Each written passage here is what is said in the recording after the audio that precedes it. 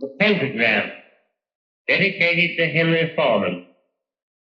In the years of the primal course, from the dawn of terrestrial birth, man mastered the mammoth and horse, and man was the lord of the earth. He made him in hollow skin from the heart of unholy tree. He compassed the earth therein, and man was the lord of the sea. He controlled the vigor of steam. He harnessed the lightning for hire. He drove the celestial team, and man was the lord of the fire. Deep now from their thrones, deep seated, the choirs of the eons declare the last of the demons defeated. For man is the lord of the air. Arise, O man, in thy strength. The kingdom is thine to inherit, till the high gods witness at length that man is the lord of his spirit.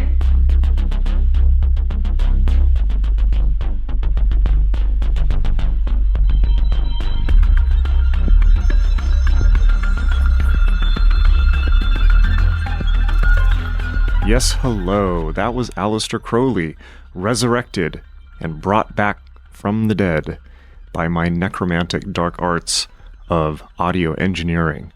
Pretty cool, huh? You might have heard that before. It's pretty famous, but the recording that is out there is from a wax cylinder, actually, that was done of Crowley towards the end of his life.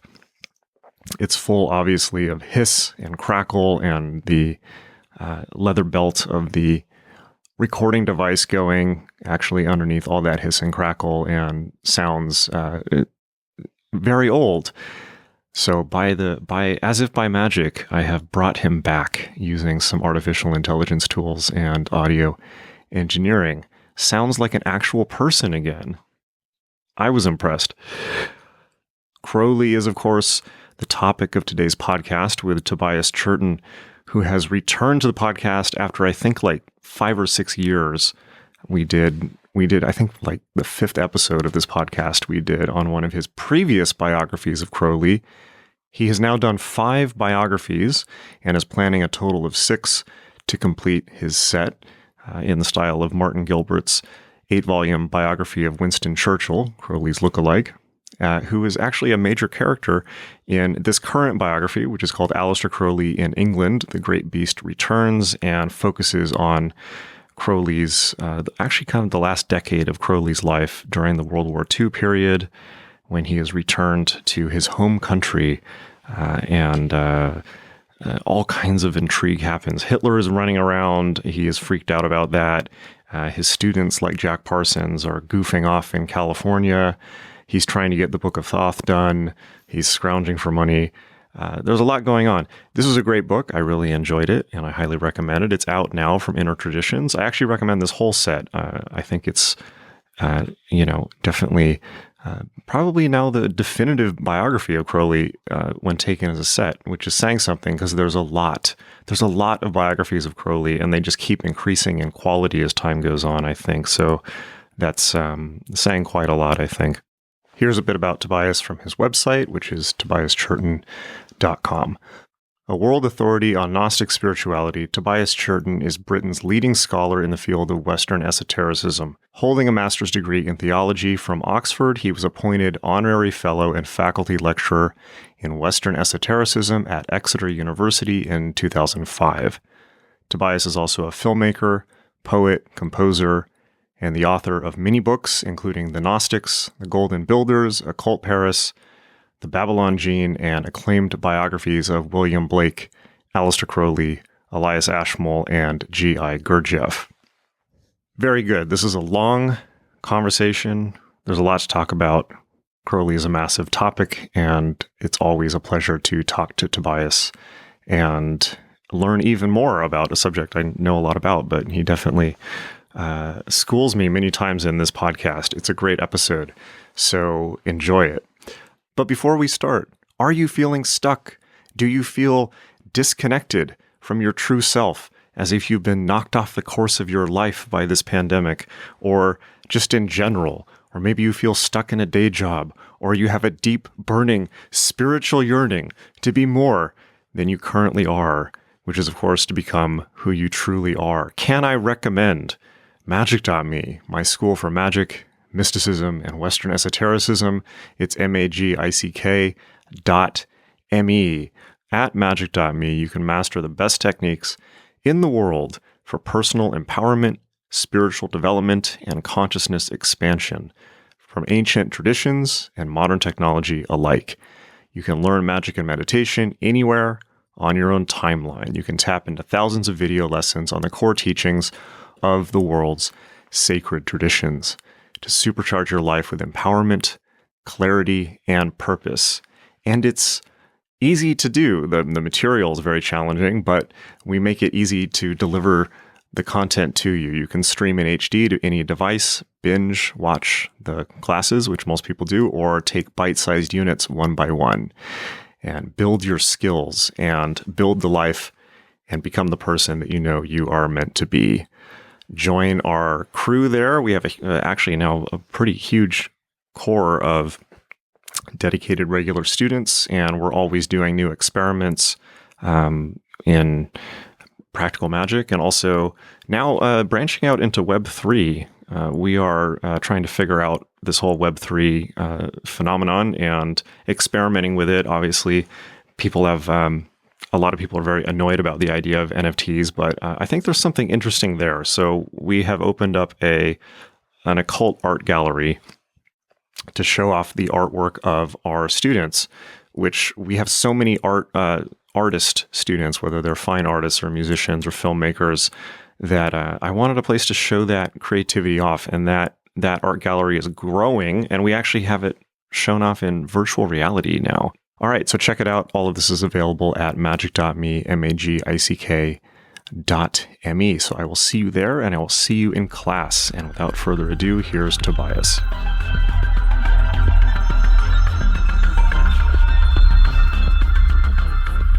Pleasure to see you again. Thank you for being on the show again. This is, if you remember, we did one about 5 or 6 years ago, I think. Quite a long time ago, wasn't it? Yeah. It's and you wrote to me. That's right. You wrote to me, and you wanted me to teach you Western Esotericism. And I thought about it, and it was one of those things I didn't know what to say, and I just, eventually over time, I forgot about it. So I'm very sorry that I didn't answer you. Well, I was curious about a Western Esotericism, I know, but I was curious about pursuing a degree program. But then hopefully you saw my John Dee book that came out from Inner Traditions.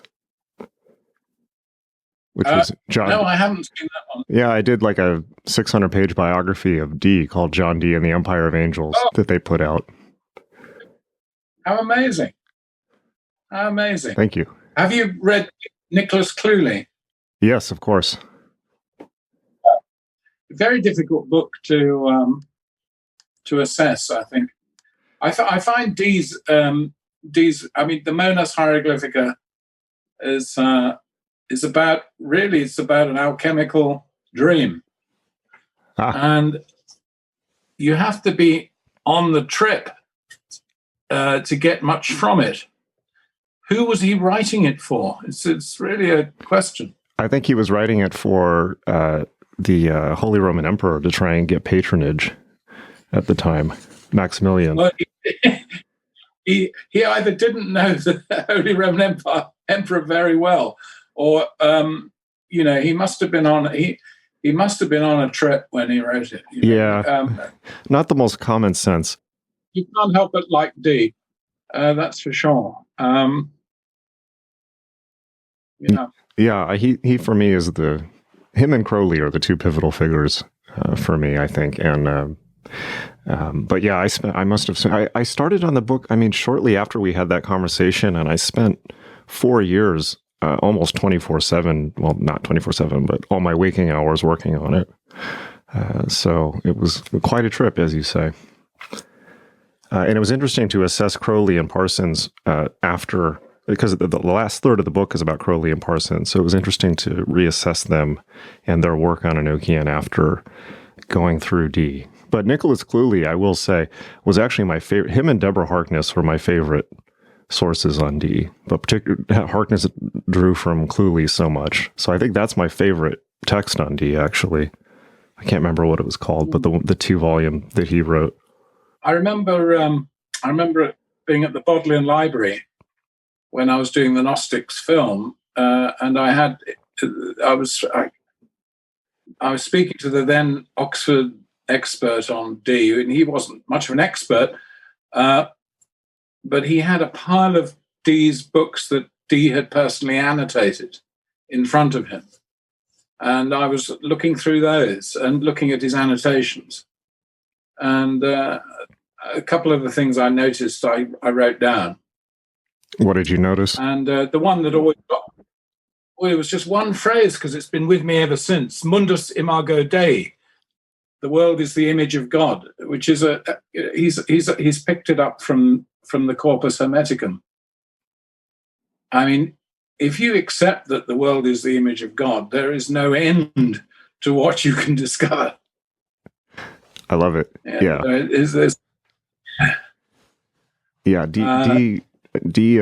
I became so obsessed with Dee. Were those, by the way, the same books that were on exhibit at, I think, the Royal College of Physicians?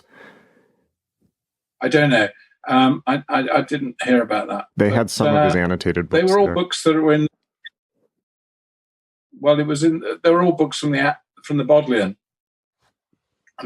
So I don't know whether they were. I think the Wellcome Institute has quite a lot of Dee as well, I think. Yeah, I think those were the same. And, they put some of those on exhibit. So, but they were under glass with only one page open, so you couldn't flip through them or anything like that.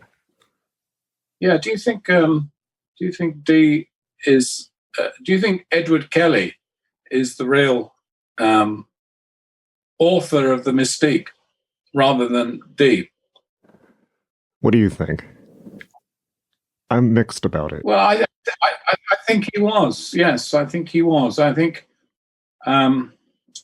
Kelley was obviously a player. You know, it's very interesting that Crowley chose Edward Kelley as a precarnation rather than Dee. He must have sensed that Kelley was a reprobate like himself, a dishonorable figure. I don't mean dishonorable in the aristocratic sense. I mean somebody who would be judged as morally unworthy by the standards of his time. And Kelley would certainly fit into that as somebody that was not nice to know. And their relationship is very interesting, and it's such a pity we have no real information about how they got on, except that Dee was looking for a medium. And that's always a problem, isn't it? His dependence on Kelley must have stimulated Kelley's self-importance. Yeah, to a very large degree. That certainly highlighted. Inflated his ideas. Yeah, Dee was very dependent. One of the really interesting things about that story, also in relation to the subject matter in your book, is the rhyme or the repetition throughout history of Dee and Kelley's relationship with Parsons and Hubbard. I suppose you could make that case. I don't think there's any real comparison at all. I mean, I just think that Parsons Hubbard thing's a sort of a sick joke, and I think Crowley was right to call them. You know, I get fairly frantic when I consider the idiocy of these goats. Yes, and I think he just saw them as amateurs. You know, I think Hubbard's just a kind of thief. Yes, agreed. Well, let's start off talking about let's talk about your book. I just finished it last night, and it was a joy to read. Any time spent reading your writing, or certainly any time spent with Crowley, is time well spent, I think. And so I want to start off by yes, and I do want to say after reading your books on Crowley, I've probably read I imagine all of the biographies of Crowley at this point, and yours are the ones that humanize him the most, and paint him as a real person and a man of the world. You even get into talking about what he was eating and who he was seeing and things like that, but showing the people he was interacting with and that he was part of a social world and how other people around him were responding to him and how he was keeping up to date with how he was part of the trends of the times. That for me is the most interesting aspect, or one of the most striking aspects of your books. Unlike some of the other biographies which dwell on him, I mean, there's Simmons who just character assassinates him, and then some of the other ones just kind of dwell on him as this great legendary figure, which also I think does him a disservice. So, but I wanted to ask you, you've now gone up to the end of Crowley's life. So I think this is if I'm correct, your fifth biography of Crowley.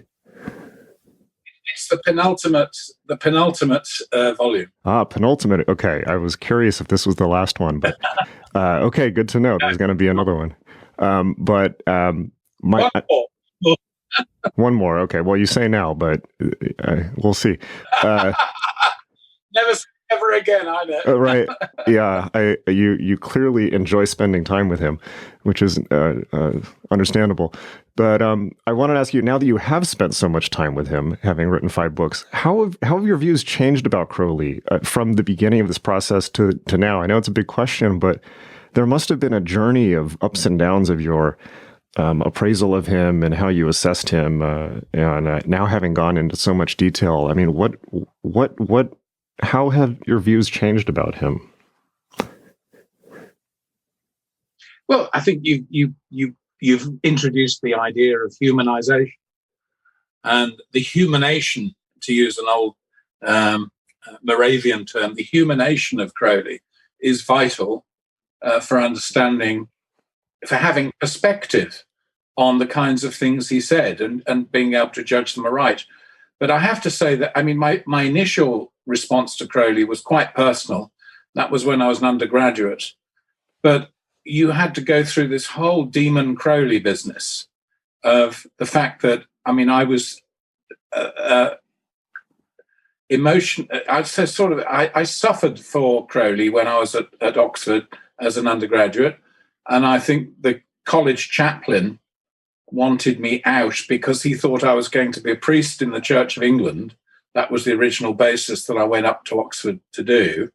And it became known that I was interested in Gnostic and what he regarded as heretical and disreputable beliefs. So for a long time, I had always the slight feeling that, was I wrong about Crowley? Was my intuition that he was important and worth spending time with? Was I wrong about it? Had I introduced a darker shadow into my life? Were all the bad things that happened to me as I was emerged from college into the world and tried to make earning a living, were the bad things sort of somehow attributable to some sort of contact with a negative force? Was I deluding myself? Was really, the essence of this thing fundamentally deviant? I had to go through all of that for a long time, and I was constantly challenged. People I knew, friends I had. I remember one guy rang me up one day, years after I left college. I'd known him at Oxford, and he said, "Oh, I've just moved to Birmingham." I said, "Oh, great, Ed. Be fantastic. We could meet up." He said, "Yeah." He said, "Are you still interested in Aleister Crowley?" And I said, "Yeah, sure." "Oh, okay, right." And I never heard from him again.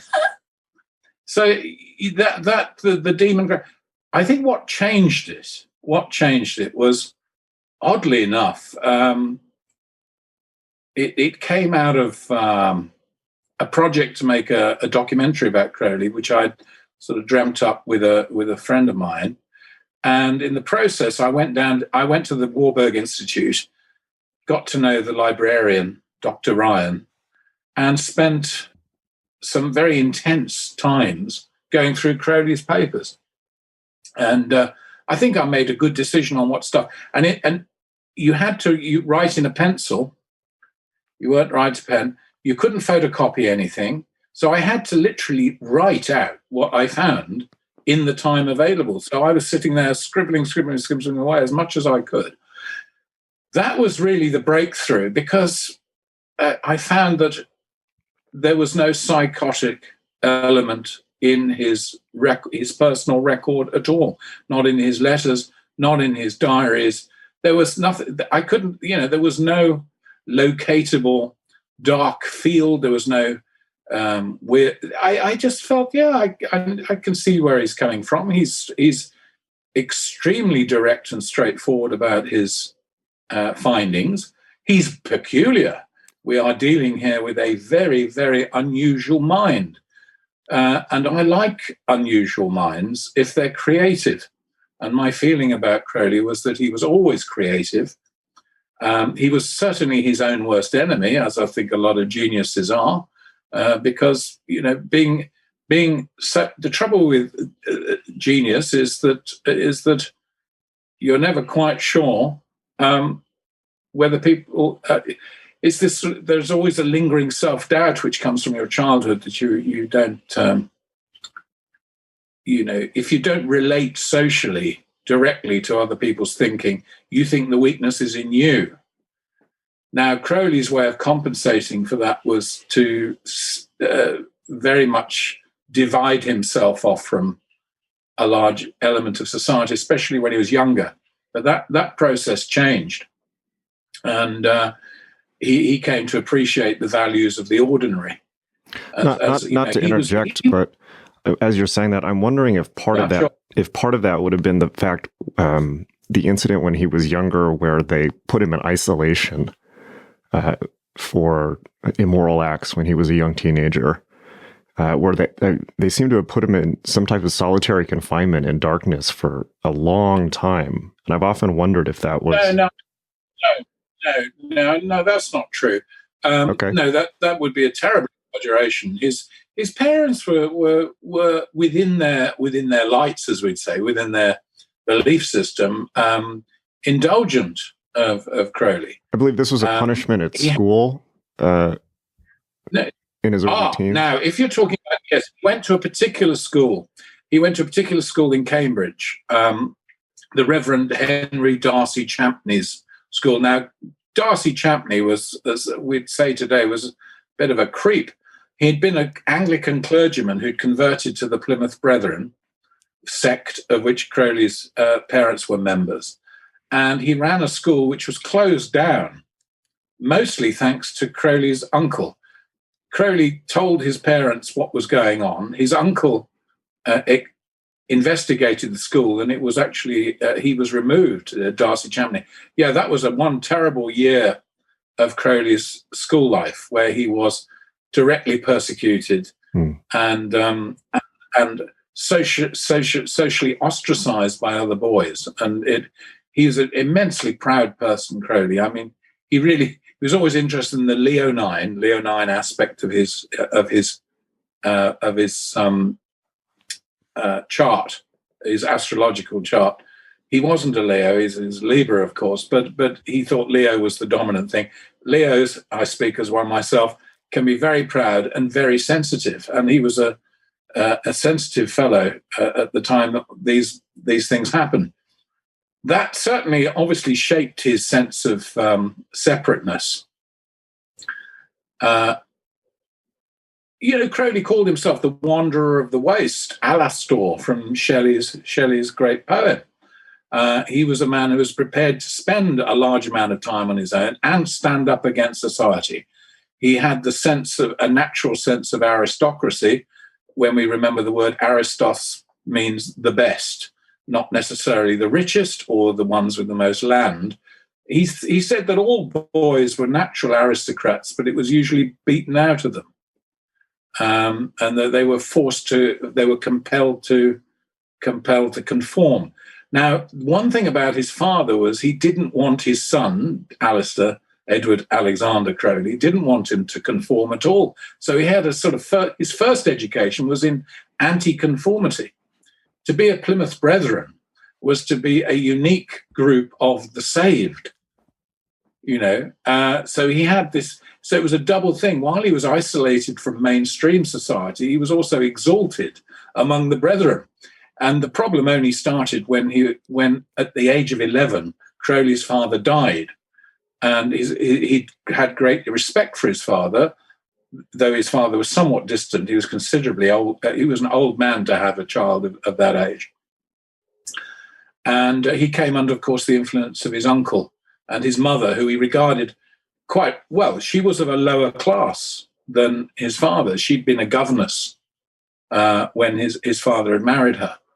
But Crowley's father had no class consciousness. As far as he was concerned, if you were in Christ, there are neither slave, St. Paul's teaching, in Christ there are neither slave nor free man, neither Greek nor Jew. And Crowley's father used to take him on the road in Warwickshire and meet working people on the road and talk to them face to face. He wasn't a snob. Whereas his mother, he suspected, was actually a snobby person. But he felt that his mother's commitment to Plymouth Brethren doctrine was unthinking and slavish and doctrinaire. And Crowley had an independent spirit, and of course, as time went by, rejected the whole thing. But Crowley was a complex psychological character, and would give Israel Regardie, who was a kind of he was a psychologist, made some penetrating points about Crowley's defense mechanisms and his armor plating and so on and so forth. I think you have to take all of that into account when you look at some of Crowley's. What were those, if you remember? For those who haven't, who haven't read "Eye in the Triangle," what were the major points that Regardie brought out? Yeah, I mean, to Israel Regardie, who'd been Crowley's secretary for 3 years, and clearly admired him hugely, at least to begin with, and then came to recognize him again later when he got over all the hurt that he felt he'd suffered. He thought that Crowley was sort of a massive defense mechanisms, and that in some ways he'd not properly matured. He was the eternal boy, naughty boy. I suppose he probably threw in a bit of Freudianism, that Crowley was a bit anal, meaning that he'd never quite grown out of his earliest stages of development, and got pleasure from things that little children get pleasure from. And there was that aspect. But Crowley was quite honest about this stuff himself in his own writing. He said, really, that he'd felt that he was all he would ever be. He'd become conscious that even as a child, that he felt he was a complete person anyway. So in that sense, in the Freudian psychosexual development, he got the lot. He was anal. I think the only thing he probably didn't have was a latency period. Yes, as Freud described. Yeah, between age 7 and adult. Yeah. That Regardie book is interesting. I think I only read it once, but there was kind of a tendency with Regardie who, or just kind of amateur psychoanalysis in general, although it's not necessarily amateur in Regardie's sense because he was a Reichian therapist. Jason. All psychoanalysts are amateurs. Yes, I tend to agree with you. Because it's not a science, I had a hilarious interaction with the head of the International Psychoanalytic Association, where I was on a panel discussion with them about psychoanalysis and the occult, and I sat there very patiently, where 4 psychoanalysts droned on at length with very dry speeches about patients of Freud that he treated for 30 years and were still suicidal. And after which I proceeded to hypnotize the entire audience and lead them into communion with their higher self. And I've never seen somebody snap like the head of the International Psychoanalytical Association. He said, "This is all black occultism. This led to the Holocaust. You have to stop doing this immediately." And he just lost his mind. I have the tape somewhere. I should pull it out. But I tend to agree with you on that point, because it was fairly rude of me to just demonstrate. Well, here's something that works. What was that? Look what it did to John. Look what it did to John Lennon meeting Arthur Janov. Oh, the primal scream therapy. What was the outcome of that? Well, the outcome of it was that he became hideously sensitive. That he lost his self-confidence. He didn't have much anyway. And he came under the influence of any, this was a perennial problem in John's life, was this father figure seeking thing. But for a short time, Janov was a father figure and told him that all his metaphysical beliefs about God and everything was a cover for the pain of his upbringing and the pain of losing his mother and the pain of being, as he called it, a freak and an outsider and all the rest of it. And I think it neutralized Lennon's poetic gift, coupled with a sort of Zen aesthetic which Yoko had imbibed and surrounded him with. Here was a man whose great gift was the play of words, playing on words, and suddenly losing that confidence in his own gift.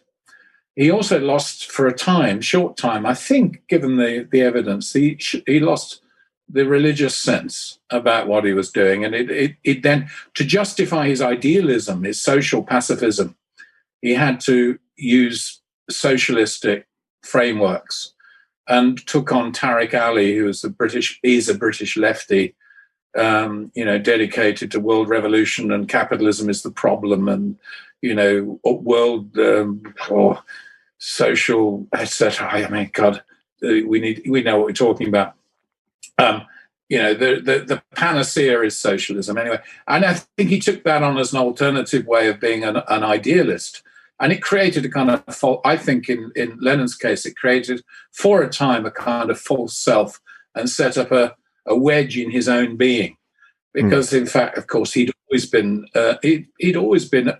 an outsider spiritual believer on the Gnostic how can we say, implicitly Gnostic cast of mind. Yeah, largely inchoate in the 60s, hardly realized, but turned on a bit by Maharishi, turned on a bit by Aleister Crowley, turned on a bit by his own observations, etc., etc. It's a fascinating. I wanted to do a book on Lennon's psychology and spirituality, much more so. I don't know the word psychology. I'm hardly in a position to know his innermost thoughts. I have no idea. I can only judge from. That would be great. Yeah. That's kind of how I feel. What I was kind of getting at with Rigardi and Crowley, in a sense, where it's almost. I feel that psychoanalysis in general, and particularly Rigardi's read of Crowley, is on one hand too reductive, and on the other hand, I often feel that with Freudian, particularly in psychoanalysis, it's all people already know the answer they're going to get before they look at the person, and they fit the person into this model of, they have father issues, they have mother issues, anal, oral, etc. And I think that with Crowley, one of the best definition I think Freud ever gave of psychoanalysis is bringing the contents of the unconscious into the conscious. And I think if anyone did that, it was certainly Aleister Crowley. And I think there's something fundamentally sane about him, despite being who he was, in the way that he is, as you say, very direct, very honest. He did not hide his character flaws at all, in the sense he wrote, the Fountain of Hyacinth and things like this. So, and I think that Reich, for instance, would almost see Crowley as a kind of model of sane, phallicism and straightforwardness with life. I think there was also I remember reading in, I think, Kaczynski's biography, there's a conversation between Crowley and who was his student who was a bricklayer at Cefalù? A bricklayer? Frank Bennett. He has a conversation. Oh, he wasn't a bricklayer. Or he was something like that. He was a builder or something like that. I may be remembering wrong. He was an engineer. Okay. I take that back then. But he has this. Crowley exaggerated his working class credentials because Crowley wanted to prove that Thelema could reach the working classes. So he became a kind of model in that sense. That makes sense. Frank Bennett, fascinating guy, Frank Bennett. Have you read his diaries? No, I've been meaning to get them for a while. But they have this conversation where he says, the true will lies in essentially doing. This is perhaps too reductive, but he says something to the effect of it consists of doing what occurs to you, before overwriting it just in the moment. This is a very Reichian comment, I think. And Frank Bennett is so excited he leaps into the ocean. This may be an apocryphal story. But I know it's not apocryphal, but I think the emphasis you've given it is slightly askew. Okay. What he managed to explain, what he got Frank Bennett to see, was that the holy guardian angel wasn't some kind of romantic idea, even though Crowley used the term holy guardian angel out of respect for the traditions of magic. He managed to get, in a flash, Bennett to see that the holy guardian angel was his own unconscious, which he'd been suppressing because of his sex phobia. And it was the breakthrough of his sex phobia which made him suddenly feel like a fully human being who didn't need to be ashamed of his genitals or his lustful urges, and that these powers in man can be used magically and positively. And that created a kind of sense of wholeness in Frank that he hadn't experienced before. Now, beyond that, he never knew, I think with Frank Bennett, he never quite knew what to do with this newfound freedom. I think he'd have liked Crowley to say, well, now you must do this, then you must do that. Crowley's idea was if I've uncorked the geyser of the man's unconscious, he'll find his own way. And Frank Bennett did find his own way. And, his life after in Australia, we know very little about it, but some papers came to light that Keith Richmond got access to from a suitcase of diaries and things, show that he was a different man after Jeffley and a more complete man. And it only took that conversation sitting on the beach to wake up to who he was. Well, I think a lot of people... That's 100% successful psychotherapy in one conversation. So there you have it, right? And Crowley recognized it as such, and I think if he could have turned it into an advertisement, Frank Bennett before and after. Yeah. No. He was a sex doubting, blah blah blah, and afterwards he's suddenly become an angel and able to cope with the weight of existence. Yeah, that conversation and everything you're saying about it, I mean, that is one of the moments in. You mentioned at one point in the book that there's a tendency of Crowley to be leading towards something, and it seems like you're just on the verge of a huge revelation, and then he kind of trails off. And I think that was true. It's true. I think it was true of his writing. I think it was true of his life as well, where he was always kind of having great schemes for things that never quite came to fruition, and plans for inventions or to go, which is very much in the classical magician mode. Of name me an artist from the Renaissance who had the same difficulty. Right, but it begins with an L. It begins with L-E-O. Oh, really? Leonardo. Say more about that. His whole life. Well, look at Leonardo. How many finished works do we have of the great man from Da Vinci? That you can count the combined Da Vinci catalogue that are absolutely, we know they were by Leonardo da Vinci, is tiny. Most of his plans were drawings, sketches. He concentrated hugely on the minutiae of the human body, of mechanics, of the movement of water, of physics. Amazing mind, but hardly finished a thing. Yeah, I think this is probably a trait of genius and high intelligence also. I think it's a feature of a mind that is so capacious that it's the world that doesn't have the room to put it. Yeah, I think there wasn't the opportunity. There isn't an opportunity for minds like this. I agree. Still isn't. No, very true. In England, if you can do more than one thing, in England, it's like, oh, no. You're either a writer or a painter or a poet or a musician or a this or a that or a politician, etc. And this horrible phrase, Renaissance man, is used about people with got some very minor collection of qualifications. The Renaissance man is a divine being let loose on earth, who's going to find very quickly that this world is an imprisoning power. And if you can get anything out, you're doing well. Because we are ruled by the limitations of whoever's in power. And the people who get in power have the greatest limitations, because people who get in power only see ego, or they have some fixed dream which they want everyone to fit in, and whether it's democracy or autocracy, it's the same thing. You still end up with a limited brain at the top. I think that's a great segue for, there's several parts in here where you pull out some extremely lucid writing.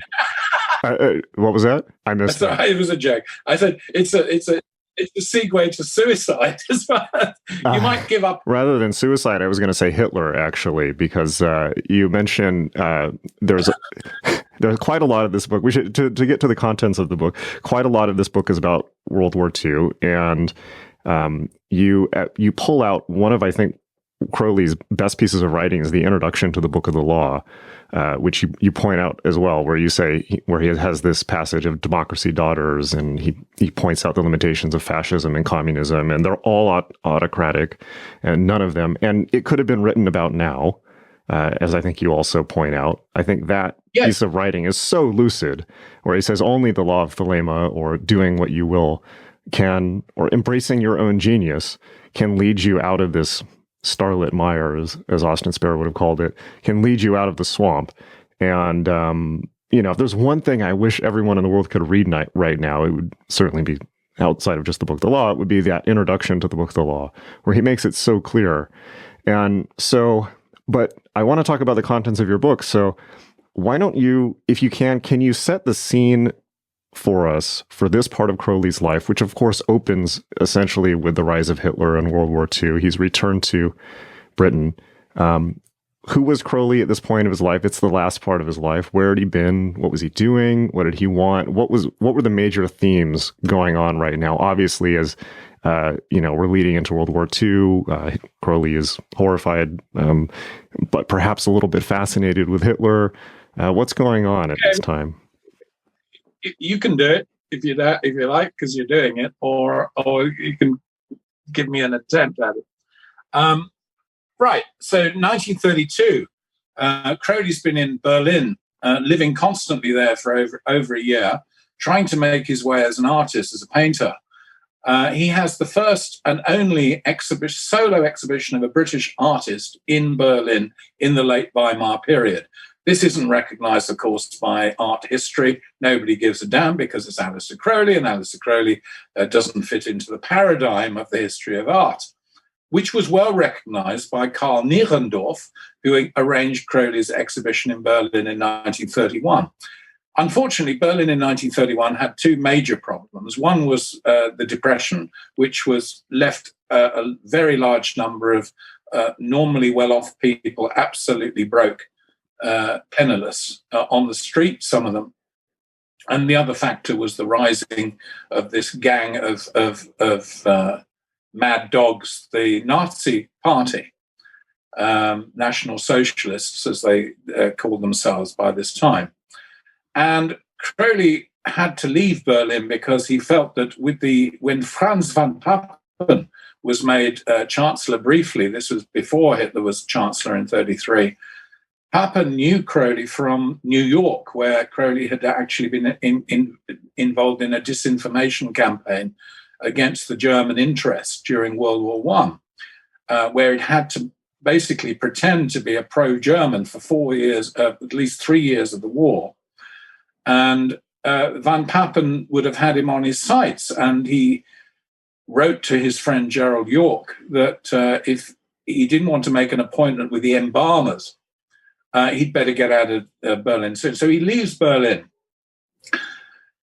which was an artistic enterprise. He was there primarily to paint. So he was putting himself forward as an artist, a modern artist, and was taken seriously by serious German exhibitors. He comes back to England, which was the one place he'd rather not have come back to. England was in deep depression, and he has no choice but to stay in England. because he can't get a visa to go back to America, which by then he would have been interested in going back to because prohibition had ended. He left America in 1919 when just as the Volstead Act was enacted. And you can't think of anything more anti-Crowleyan than the idea of a prohibition. You know, the word of sin is restriction, as the as the Book of the Law has it. So he by this time he'd got a reasonable following in California, around Los Angeles, and he wanted to take over the management of that, because he'd left it in the hands of an Englishman called Wilfrid Smith, who had many virtues, but it was, in Crowley's view, not up to the great task of introducing Thelema into California. And he couldn't get out the country. Meanwhile, he was having to see the head of the liaison between the British security police and MI5, and whose eyes were on him because they were never quite sure exactly who Crowley was working for. It was very difficult. I think Colonel John Phyllis Carey Carter, who was in charge of the department we're talking about, running special branch, as we call it in England, which is, I suppose, a sort of equivalent to the FBI, really. And it would be, in American terms, the liaison between the FBI and the CIA. In American terms, the English terms are different, but that would be a comparison. Now, he's having to see Carter quite regularly and give him reports, because Carter's realized that Crowley's quite useful. Crowley's got to try and make a life in London at the very point when his reputation had been seriously, catastrophically damaged in 1923 by revelations from his time in Italy when he was living in Cefalù. A lot of that's faded, but Crowley wants a vindication. He wants to be seen for what he is, as a combination of poet, thinker, philosopher, social doctor, somebody who's got answers for world problems, and as a philosophical writer on religion. And he takes issue with a book that comes out in London in 1932 or 33, I forget exactly, it's over the period of 32, 33, by Nina Hamnet, who's a dear old friend of his, who's a painter. But she writes very flippantly of her when she knew Crowley in the 20s. But more particularly, she gives reference to a baby that allegedly disappeared from Cefalù. Well, this baby that allegedly disappeared was, in fact, Crowley's own daughter, who was called Poupée, or Dolly, and who died of a fever in 1920, and broke Crowley and his Scarlet Woman girlfriend, wife of the time, if you like, Leah Hersey. And Crowley thought this was libelous and shouldn't appear in a book of public salacious interest, because Nina Hamnet's autobiography was being presented as a racy account of one artist's life in a sort of free bohemian atmosphere. And he didn't want his personal things to be written about in this way. And it was a damning thing, because she was basically saying a lot of people thought Crowley was a Satanist and would stomach, in pursuit of Satanism, the loss of his child. Now, Nina herself didn't mean it like that, but in cold print, it was certainly could be read. So he had his lawyer, Isidore Kerman, go to Constable, the publisher, and say, I want a settlement on this, either remove it or I want a payment. I'm going to take this to court. And he took it to court. And in 1934, so he's only been back 2 years, he has this terrible court case where, instead of a very reasonable claim that the book was libelous to his reputation, the court case turned into a trial of Crowley's reputation. Now, Crowley's reputation was terrible, and the judge was absolutely against him. But the real critical factor was that Nina Hamnet had bumped into a crooked lawyer, a guy called O'Connor in Soho in London, and he had managed to get hold of a little rare book by Crowley called White Stains, which was you could say it was a decadent work, or you could say it was a pornographic work. It was anyway, it was full of sort of homosexual poetry and ribald humor, and of course, read out in court, it made him look like the worst kind of person. And Crowley's defending counsel, Mr. Eddy, was not very effective in defending Crowley, and he lost the case, which left him a bankrupt. So Crowley, we're now in 1934. The country's still going through massive industrial depression, unemployment, and he's stuck in London with no money. No money.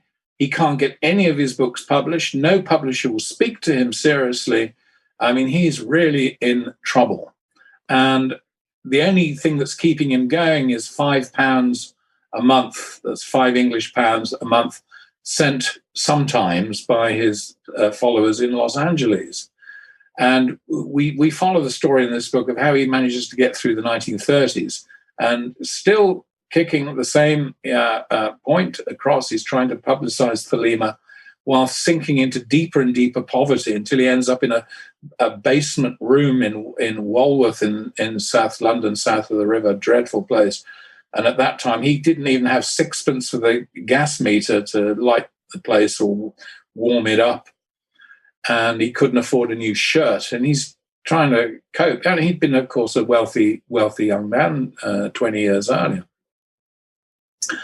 And we follow him through that, and he meets this wonderful lady, Lady Harris, Frida, Lady Harris, who was married to the chief whip of the Liberal Party in the House of Commons in England. And she, who's an anthroposophist, gives him a stipend, a little bit of money every month, on the basis that she will paint the tarot cards anew according to Crowley's designs. And that project goes on for about 4 years.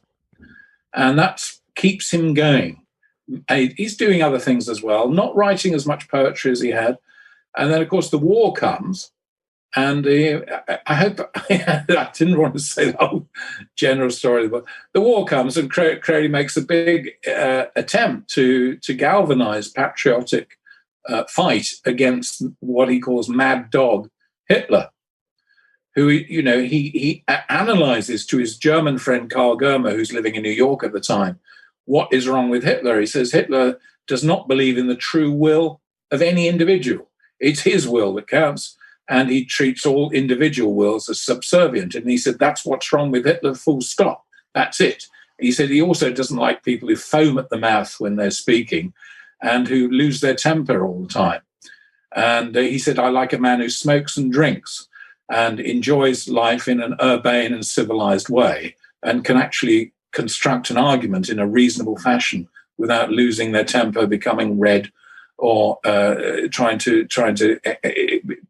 evoke some kind of idea that you're God Almighty. And he analyzed the Hitler thing. And he decided that Thelema was absolutely against this, but out of the conflict with the forces of freedom in the West, America and Great Britain combined, which he was very seriously interested in, a combination of the United States and Britain. The memory of that's still with us, though, unfortunately. The current president in America seems to be extremely biased against Great Britain, which shows a fatal reading of history. How do you mean by that specifically? You're talking about there's a specific incident with Biden where he's what are you referring to? Well, I don't want to go into that because we're not having a political discussion, and that pegs it onto a really murky play. Fair enough. Where everybody has their own. Crowley's interest in World War II is to get Britain and America working together against what some people call fascism, though I don't think the Nazi Party conforms to the Italian idea of the fascisti at all. It's actually a religion. built around the personality of Hitler, and a race blood theory, which Crowley regarded as utterly obscene and absurd. The notion that there was any kind of God-given superiority in the Germanic people, he just thought was a joke, especially as he'd lived there and he knew the various factors involved in German civilization. So that becomes his great interest in World War II. He gets very little encouragement from most of the British establishment, but a few people support him. One of them was Robert Cecil, who is a fascinating man who was at the very top of the British Secret Service and was secretary to the head of SIS, Secret Intelligence Service, which he never told Crowley, because he knew that if he told him, Crowley would have been asking for favors. But he did try to help him get a visa to America. But I think J. Edgar Hoover probably had something against Crowley coming back to America. For some reason, he could never get his visa back to the United States. Part of the if I can interject, his life at the time. There's a paragraph that Please do. I don't want to miss this, because this is the point in the conversation to bring this in. This is my favorite point, my favorite paragraph of the book, actually, that I think summarizes so many things. So there's one paragraph you point out here, or you write here, which is Crowley's V campaign signified a plan for a new planetary order based on the sovereignty of the individual's true will and unity of nature and spirit, signaling an end to tyrannies, political, social, and religious, establishing a rational, cosmic, individualistic, but freely cooperative existence. The war, properly interpreted, would mark a historic turning point from which attempts to return to the previous order would prove futile, regardless of how violently such reactions might be pursued. Crowley foresaw the downfall of any system in the way of the true will. To imagine Crowley content with a legacy of witchcraft, New Ageism, or reputation as founder of modern occultism misses the mark. And I think that's so on point, and it summarizes a lot of things about Crowley that are not clear at first, and this whole period. So I was particularly struck by that paragraph.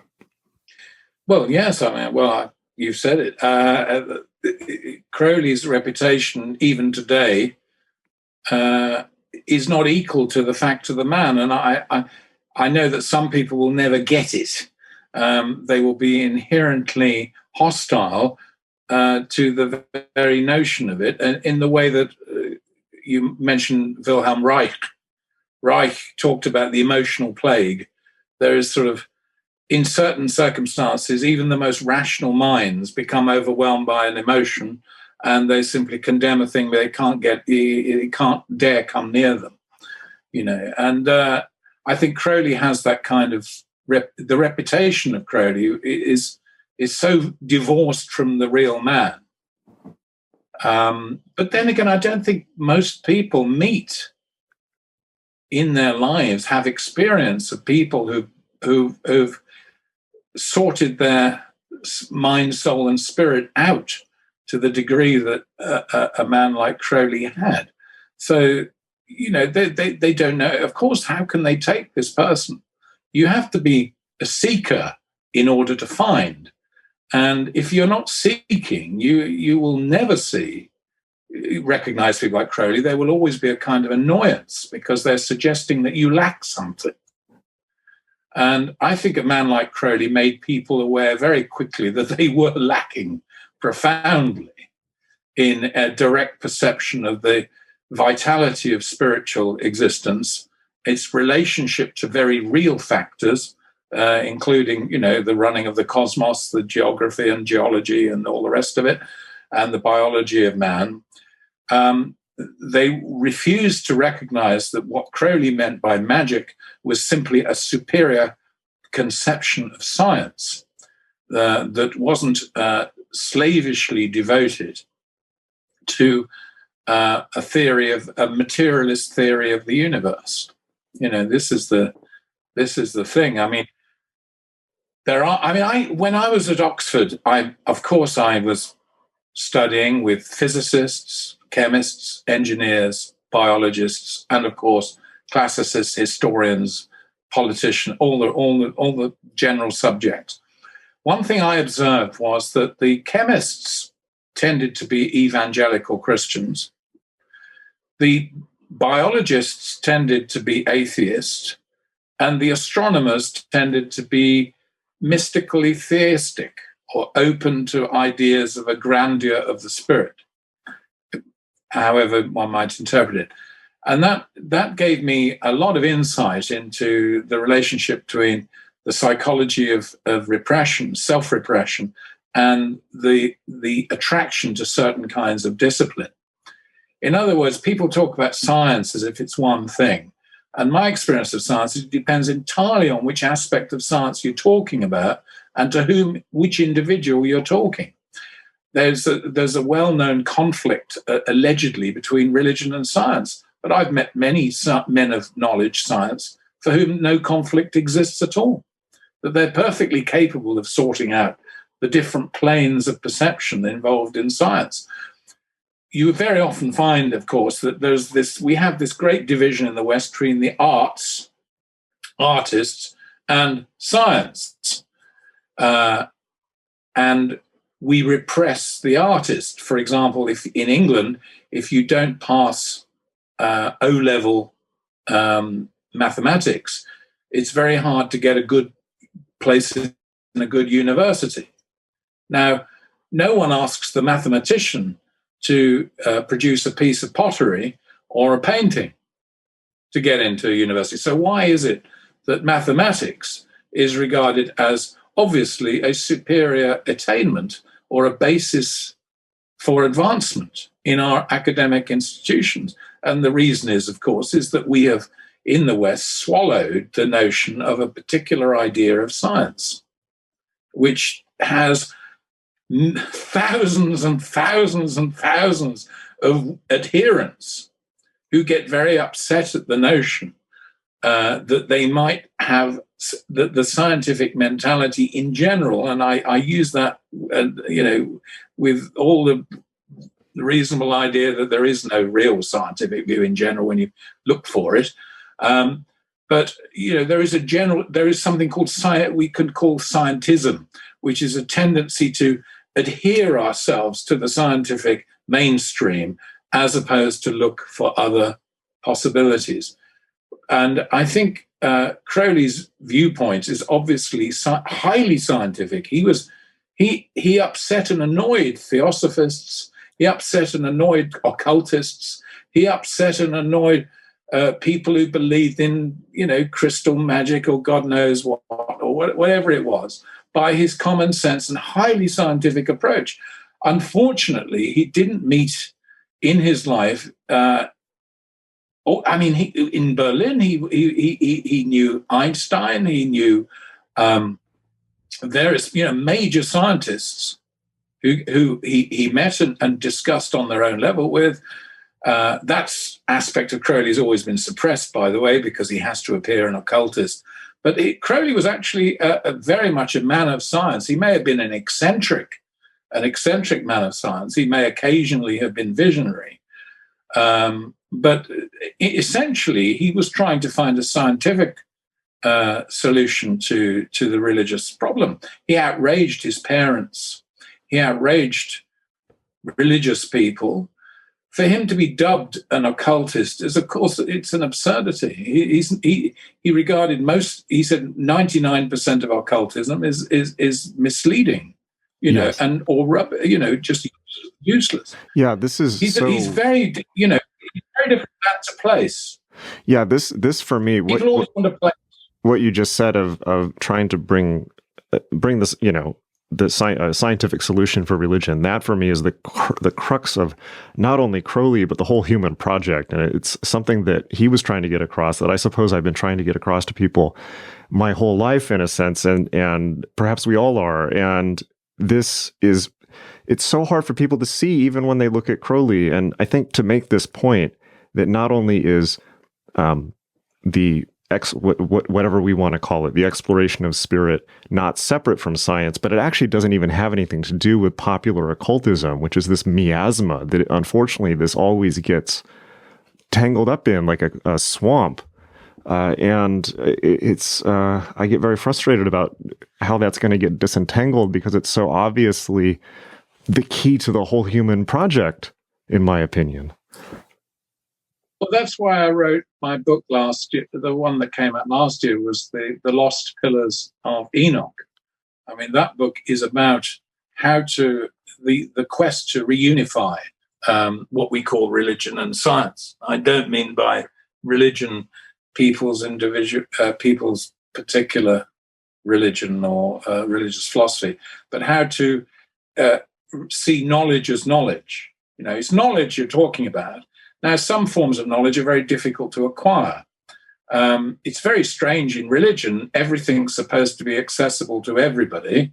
Whereas, in fact, when you talk about science, most people would say that calculus, for example, a higher aspect of mathematics, or quantum physics, are really for very brainy people. You have to be brainy, as we say in England, full of hyper intelligent to understand them.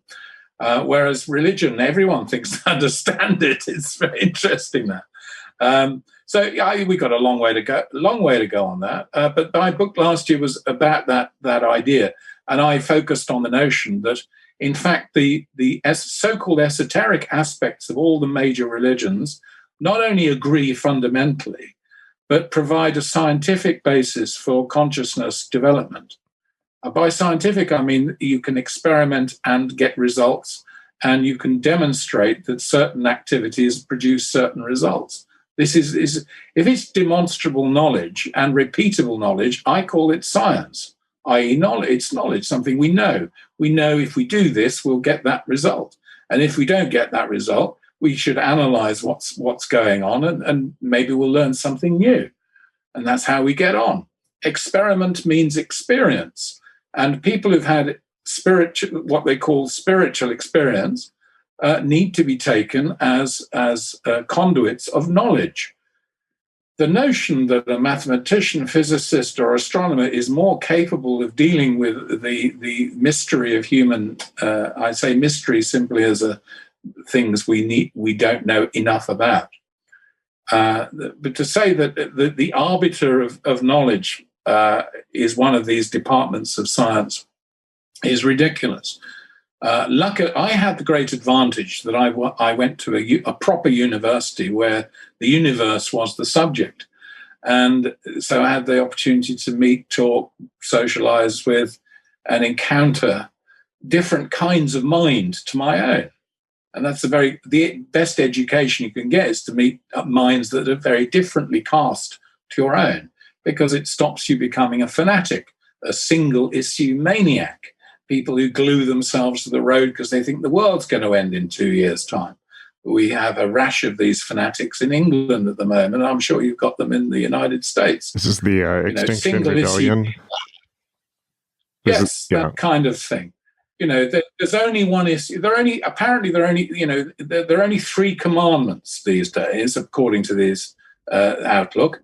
You don't be prejudiced against transsexuals. Do not distinguish between races. And I suppose the third one is you must believe in climate change is all mankind's fault. And capitalism is the cause of climate change. Those are the 3 commandments. And if you accept all those, you are okay. And if you don't, you are cancelled, which is a form of social murder, as far as I understand it. I noticed the Pope has even said something on that subject in the last month, and quite rightly too, because these people don't seem to understand the freedom of the human mind, and Crowley did. And we don't make progress by narrowing our viewpoint. We make progress by expanding our viewpoint, coming up against obstacles and dealing with those obstacles. You can't be progressive if we all think the same. If we all shared these views, we are in true darkness. What do you think Crowley would have made of this period, particularly as somebody who came into the crosshairs of the press and the public many times in his life? I think he on an optimistic day, he'd have said, this is the last, this is the dying cries of the restriction mentality. The word of sin is restriction. These are people who want to stop you thinking differently to them. So I think he might have seen it as that on a good day. On a bad day, he might have wondered whether, in fact, the Aeon of Horus was actually a failed enterprise and they'd have to come up with something else. Yeah, I've thought about this many times because the current period definitely seems to be all the worst aspects of Christianity, like the Sunday squad and not people not minding their own business, but without any of the good parts like transcendence and brotherhood and so on. But it's very much the same mismanners mentality. Crowley was always very close to the ethics of Jesus because he'd been well taught them by his father. He understood, I mean, Jesus' main teaching, as I understand it, that we have purportedly from him, the main essence of it, as I understand it, one is against hypocrisy, which is to pretend that you're something that you're not. The other is against judging other people, presuming that they are worse than you. As he said, why look at the mote in your brother's eye and forget the beam in your own? A mote is a little bit of wood, splinter. A beam, obviously. In other words, my father used to say, those people with no business of their own are forever minding somebody else's. Now, that is just another way of saying, do what thou wilt shall be the whole of the law. It is time people learn to mind their own business. And minding your own business means finding out what you're here for, where you came from, and where you're heading, which has always been the itinerary of the Gnostic. That's your business. That's why you're here, to find that out. What can you contribute? You're not here to become a mouthpiece for the loudest bunch of psychos in the area. That's not what you're here for. You're here. This is the whole Crowleyan libertarian ethic, which is so vital. He didn't say he was saying anything original. He recognized there were plenty of people who had a similar outlook. And he gave them a sort of a jokey name, Thelemites, based on the satire written by Rabelais, published in about 1516. It's an old story of a group of people who knew how to get on with each other, who weren't a pain in the neck to each other, and who knew how to enjoy life and be liberal in spirit. That means generous, by the way. That's what liberal means, to be generous in spirit, to be accommodating of each other's differences, and to enjoy existence. Whereas today we seem to be beset by a media obsessed with focusing on people who don't seem to enjoy anything. Yes. Except one of the bitter ironies of this for me, one of the very strange and bitter ironies of that, when you talk about the torch and pitchfork squad of the moment who seem to haunt the Guardian comment section, is so many of them love the idea of witchcraft and astrology and popular occultism, yet they have torches and pitchfork in hand. And I don't know if you've noticed this phenomenon. Yeah, of course. I used to go to Glastonbury in England, the music festival. And I came back one year, we were talking about it. There appeared about 20 years ago. Is it 20? God, no, it's more. It's 30 years ago. I noticed the appearance of what we call flower Nazis. These were people whose devotion to Mother Earth and all its goodness and all the rest of it was held to such a degree that they quite happily see the annihilation of most of the population of the planet so that the trees would grow bigger. So it didn't matter whether human beings grew bigger because they're really human. There is the heresy of our day is that human beings are the problem. And, if we don't repress them, stop them, get them to change their ways and all the rest of it, somehow the whole world's going to collapse. Well, I got news. The world won't collapse. Humanity might very easily.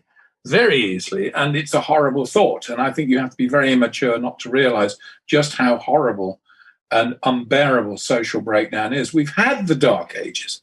The Dark Ages appeared in the Western world by the end of the 5th century. In large parts of Europe, that darkness went on for 500-600 years, and in some places perhaps has never entirely gone away. The Dark Ages are when the spiritual impulse and the mentality and intelligence of man has been suppressed, and tribalism and narrow-mindedness and violence have taken over, and anarchy. These are things that a lot of our radicals seem to think are welcome signs. In fact, they are foolishly and criminally foolish. People, in the end, no matter whether they're bright, ordinary intelligence, narrow-minded, whatever, what we all want to do is to get up in the morning and know we're going to survive to the end of it.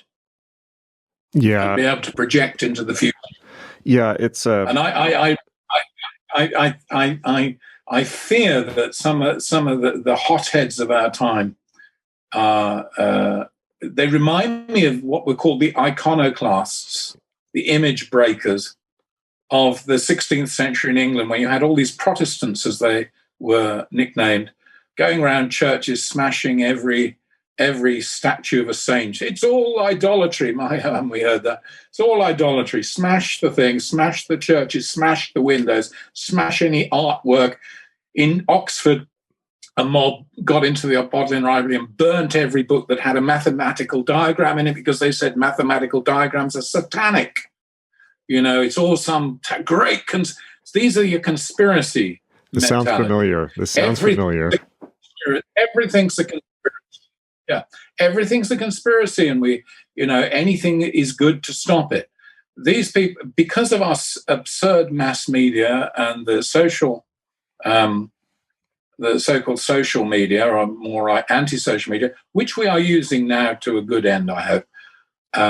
But because of the plethora of giving this knowledge to fools and to the worst aspects of our nature, are wreaking havoc again across the whole world. Now, this is a fact, and I wouldn't want to leave it to governments to be dealing with it. We need to deal with it ourselves and calm down, and stop this apocalyptic rubbish and projections about, whether we're going to survive or not, whatever. Who knows? An asteroid could hit us in half an hour's time. Does it? You cannot live with this permanent sense of threat. It's no way to live. It's no way to live at all. You've got to have a fundamental belief, and Crowley did have a fundamental belief that the evolution of our species on this planet, while it will be held up for long periods by folly and misguided attention, let us believe in what he called the great army of God. Lovely phrase, I think. And he didn't mean it in the jihadist sense. The great army of God is really it isn't something that we are, it's something that we are pulled by over the generations. More and more people, hopefully, are going to become party to this fabulous spiritual liberty which lies around us that at the moment people are becoming blind to. I mean, we have had a kind of huge materialist fest since the end of World War II. Standard of living in terms of personal comfort has risen greatly, unless you happen to be victim of a knife crime or something like that. But we have made some material progression. The reason I write these books, Aleister Crowley in England, whatever they are, is we need to make spiritual progress. And spiritual progress is, of course, much harder to do, because it means looking into the truth of yourself, not relying on what you heard this morning or what you were told to believe. And we can't expect every citizen of the world to become university graduates with, highly tuned intelligences and mass reading. So we need to present this material and learn to present it in a way which is accessible. The Catholic Church did that very successfully for 2,000 years nearly, and I recognize that achievement. They were able to inculcate some useful and practical guides for human behavior. Their biggest mistake was opposing science, whereas they should have embraced it in the 15th and 16th centuries, as it is that they alienated what they thought was an enemy, namely of people who wanted more personal liberty and who wanted the freedom to explore the cosmos. And the church allied itself with a repressive notion, and are now in the situation, unfortunately, where they look mostly reactionary. Yeah, I often think about the current period, certainly social media, in terms of the catastrophic effect of the Aeon of Horus. I mean, what is social media if not every man and woman is a star, and the actually quite destructive effect of that? So on a good day for me, I mean, certainly I would hope that these are birth pangs of the Aeon of Horus, but then again, Crowley also says the Aeon of Horus could be a new dark age. And in America, we definitely seem to be, I wouldn't even say on the precipice anymore. America seems like it is in a new dark age. And we don't have to worry about knife crime. I mean, we're all armed to the teeth here. So it's a quite frightening situation. And the country is on the verge of falling apart completely. And, it's a very precarious time. And I think that the response from that is this new puritanical impulse, this new repression. That's not gonna get us anywhere. And but conversely, you talk about the material gains we've made. It's easier than ever because of our material growth to undertake spiritual growth. And like you, I this is what I wish for people. Yes, and you have to have the will to seek it, and there has to be a cultivation of intelligence at an early stage to provide the appetite for it. If what I see in the terms of entertainment world gives me any idea of, Hollywood doesn't have much respect for the intelligence of its consumers, it seems to me. By Hollywood, I mean, obviously not all aspects by any means. They're terrific people. But in terms of what young people are given to entertain themselves with, they're obviously not expected to think too much, about anything. It's all visceral. But these sound like things people said about the movies in the 1920s, probably, that it was all, I don't think that's where the great problems of our time are. I think, let's go back to what Crowley was saying. I think it's these very naive ideas about, fascism or communism or materialism as being, the answer and this sort of thing.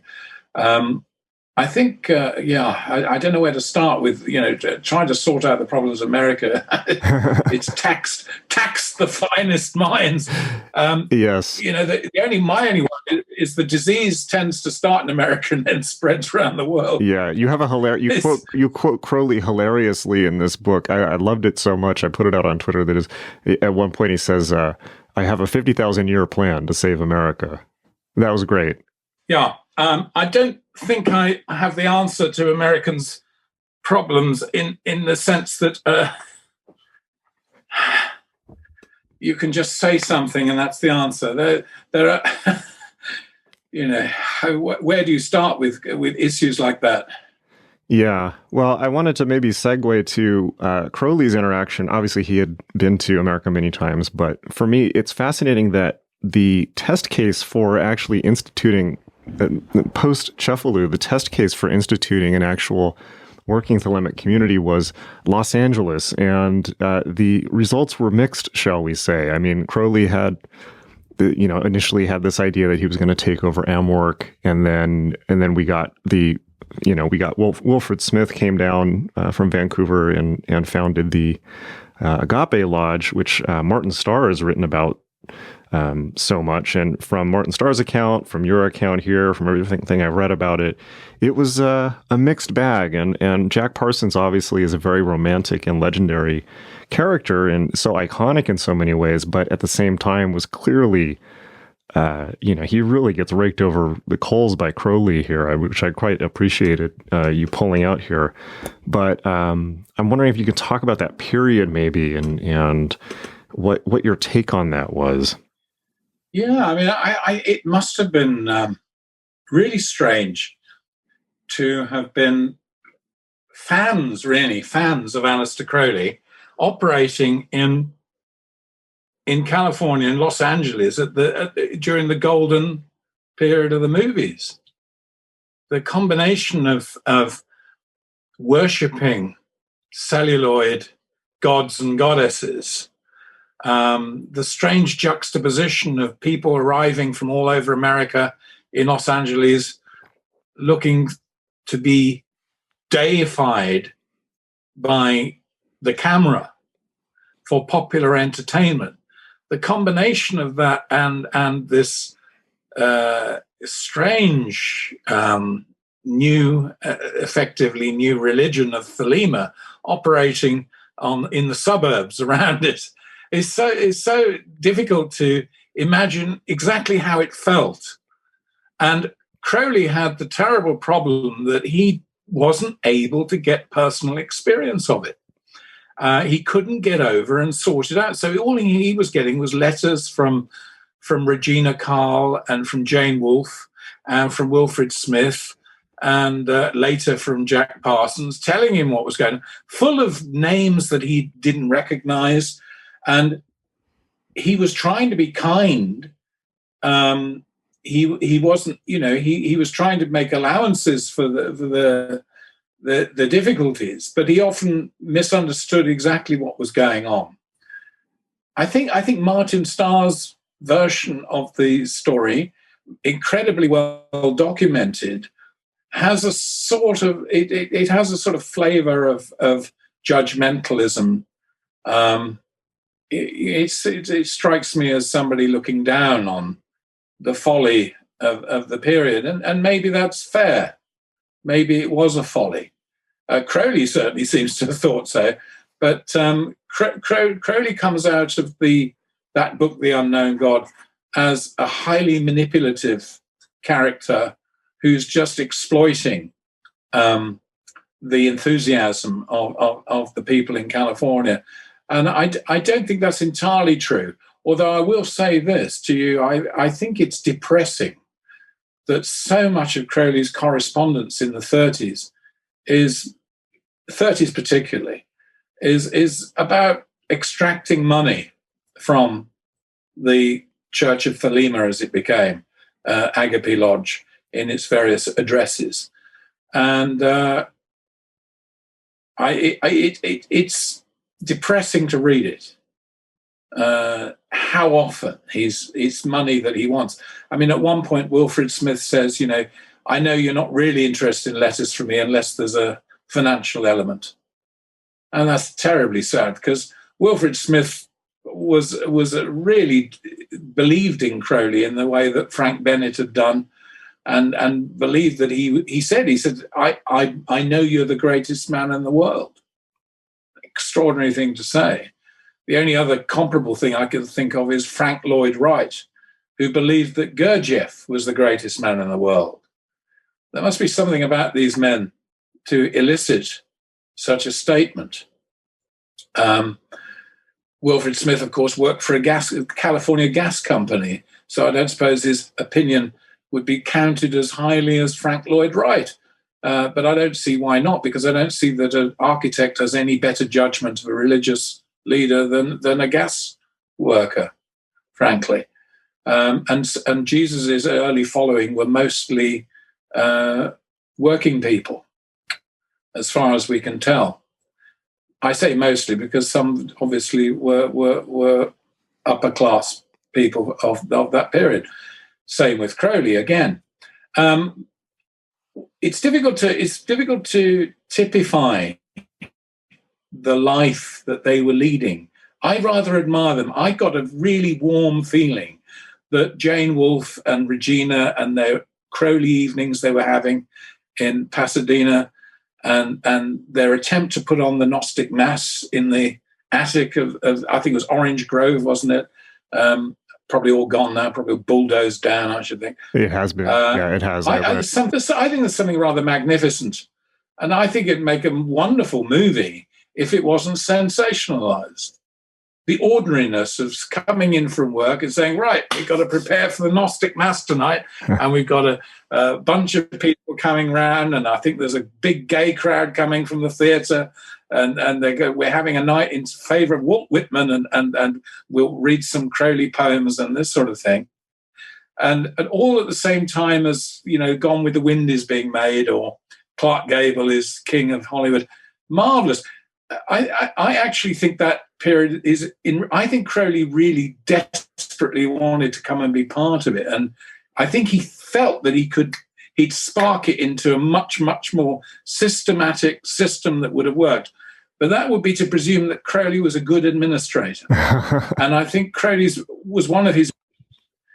I don't think Crowley was a good administrator. He couldn't administer his own life effectively, unlike somebody like Harvey Spencer Lewis, who could seriously administer not only his Rosicrucian order, he could administer his own life. He was so much more practical. Crowley was a hopeless practical in the practical department. This was a terrible... And he always said, you know, he'd been brought up on checks on demand. He just asked his parents, he needed some money would arrive. And he had no conception of how to make money or how to work it. So when he was down and he had no money and was literally close to starvation in London, his only option was to ask for money. That's all he could do. And because in England anyway, in those days, there was no welfare state, you know, and he was hardly a person who could go and get a job as a bus conductor or work in a shop or something. I mean, it was ludicrous. He'd had a private fortune. I think it might have done him some good to just go and get a job. But of course, for him, it would have been a denial of what he existed for. Yeah. But you could argue that, you know, he was lazy. Well, but he worked incredibly hard. Yeah. The big problem I do find. I was just going to say that reading Crowley's letters as reproduced in your book, I was very struck by two things in this period. One was, as you say, how much he wanted to extract money from this group, and not only that, how he wanted them to become, you know, follow in the footsteps of Amy Semple McPherson or get Orson Welles to make one of his plays, and he wanted to rake in the rubes using Hollywood and which is, you know, kind of proto Hubbard, unfortunately, one could say. But also, although you also say, you know, if Crowley had just got a passport, we would have been spared Scientology, which is, yes. But on the other hand, you know, if only, right? But on the other hand, he's like, I was very particularly struck by his letters to Parsons, which I thought were certainly harsh, but were correct. And, you know, he was being very direct and harsh, and too harsh in the case of Wilfred Smith, quite cruel to Wilfred Smith, I think, in the end. But he was being a very confrontational guru and pointing out to people their fundamental destructive, you know, self-destructive patterns, which I was, and so I was quite touched by that. In his way, he was very much playing the stern father figure from afar, even if by letters. So I don't think we can just totally say that he was exploiting. He clearly wanted money, but he clearly was also invested in it. And to be fair, I mean, these things don't run themselves. I mean, you know, people, you know, as people learned in the 60s, it's quite hard to just do a commune and expect it to work on its own. So maybe, but all of that said, I mean, at the end of the day, I mean, it is still such a legendary period, and they did it. You know, they tried. You know, they did the work, and you know, seems like it was pretty chaotic. But aren't all religions failures? How so? Well, if you think, I mean, Jesus is obviously not adequately documented, but better documented than the beginning of most religions. A bit of a disaster, wasn't it? I mean, he got crucified. His disciples ran away. They were then persecuted harshly. Took 300 years to establish the religion, 300 years, long time. Buddhism, you could argue that we have the following of Buddha, but we do not have the Buddha. You know, we've got the version of it that the followers created. And the same with Islam. You know, which follower do you believe in the most? You know, it's always the same. So I just say, in terms of what the original person who wanted to start this religion wanted, isn't what followed. In any case, I can't think for a minute that there is a religious leader who would look at what's followed them, their followers, their disciples, and say, that's what I wanted. Crowley is much more interesting because he didn't prescribe an ideal process at all. And he reckoned that, he said, it may be 1,000 years before the wine is drinkable, as he said, of the Aeon of Horus. But he wasn't regarding the Aeon of Horus, that the Aeon of Horus was not the responsibility of his followers to cause. Now, this is a very critical factor. Most religious figures who have a following, the following is supposed to enact the religious change required. Crowley's view was the Aeon of Horus effectively clicks in April 1904, and it'll happen anyway. And the best way of following it is to find your true will. In other words, don't follow me. He's not asking for followers. What he couldn't understand about the Thelemites of Los Angeles was that they seemed to be floundering about, unable to run a disciplined group amongst themselves by sticking to their true will. And I think his problem was that he never understood this problem of because he was a romantic, there was a disparity between the ideal and the fact, and he didn't want to know too much about the fact, you know, because he didn't see it as his responsibility. It was theirs. If they wanted to he could have said, look, I don't care if you just drop it and go back to whatever you were doing before. That's entirely your business. But if you are going to run an organization which is promoting some of my writing and some of this Thelemite philosophy, you really need to get your act together, boys, you know, and stop using it as an excuse to promulgate your own obsessions. And he recognized quite quickly in Jack Parsons that Parsons really was looking for a vehicle for his own particular interests in a kind of mega feminist witchcraft libertarian movement. It's actually very interesting how often occult movements coalesce around this idea of a sort of super feminine revolution. The same thing happened with Blavatsky, with Lady Caithness in Paris. Crowley comes to believe that it's the position of women that are probably central to the spiritual revolution. Parsons has a similar idea, but his idea of woman is frankly a little bit sci-fi, I think. And here we are again in this. We're now in the sort of post-goddess Mary Magdalene neo-Gnostic feminist universe. The growth of Wicca, which is a highly feminized institution, and probably constitutes the marrow of most occultism today, so-called.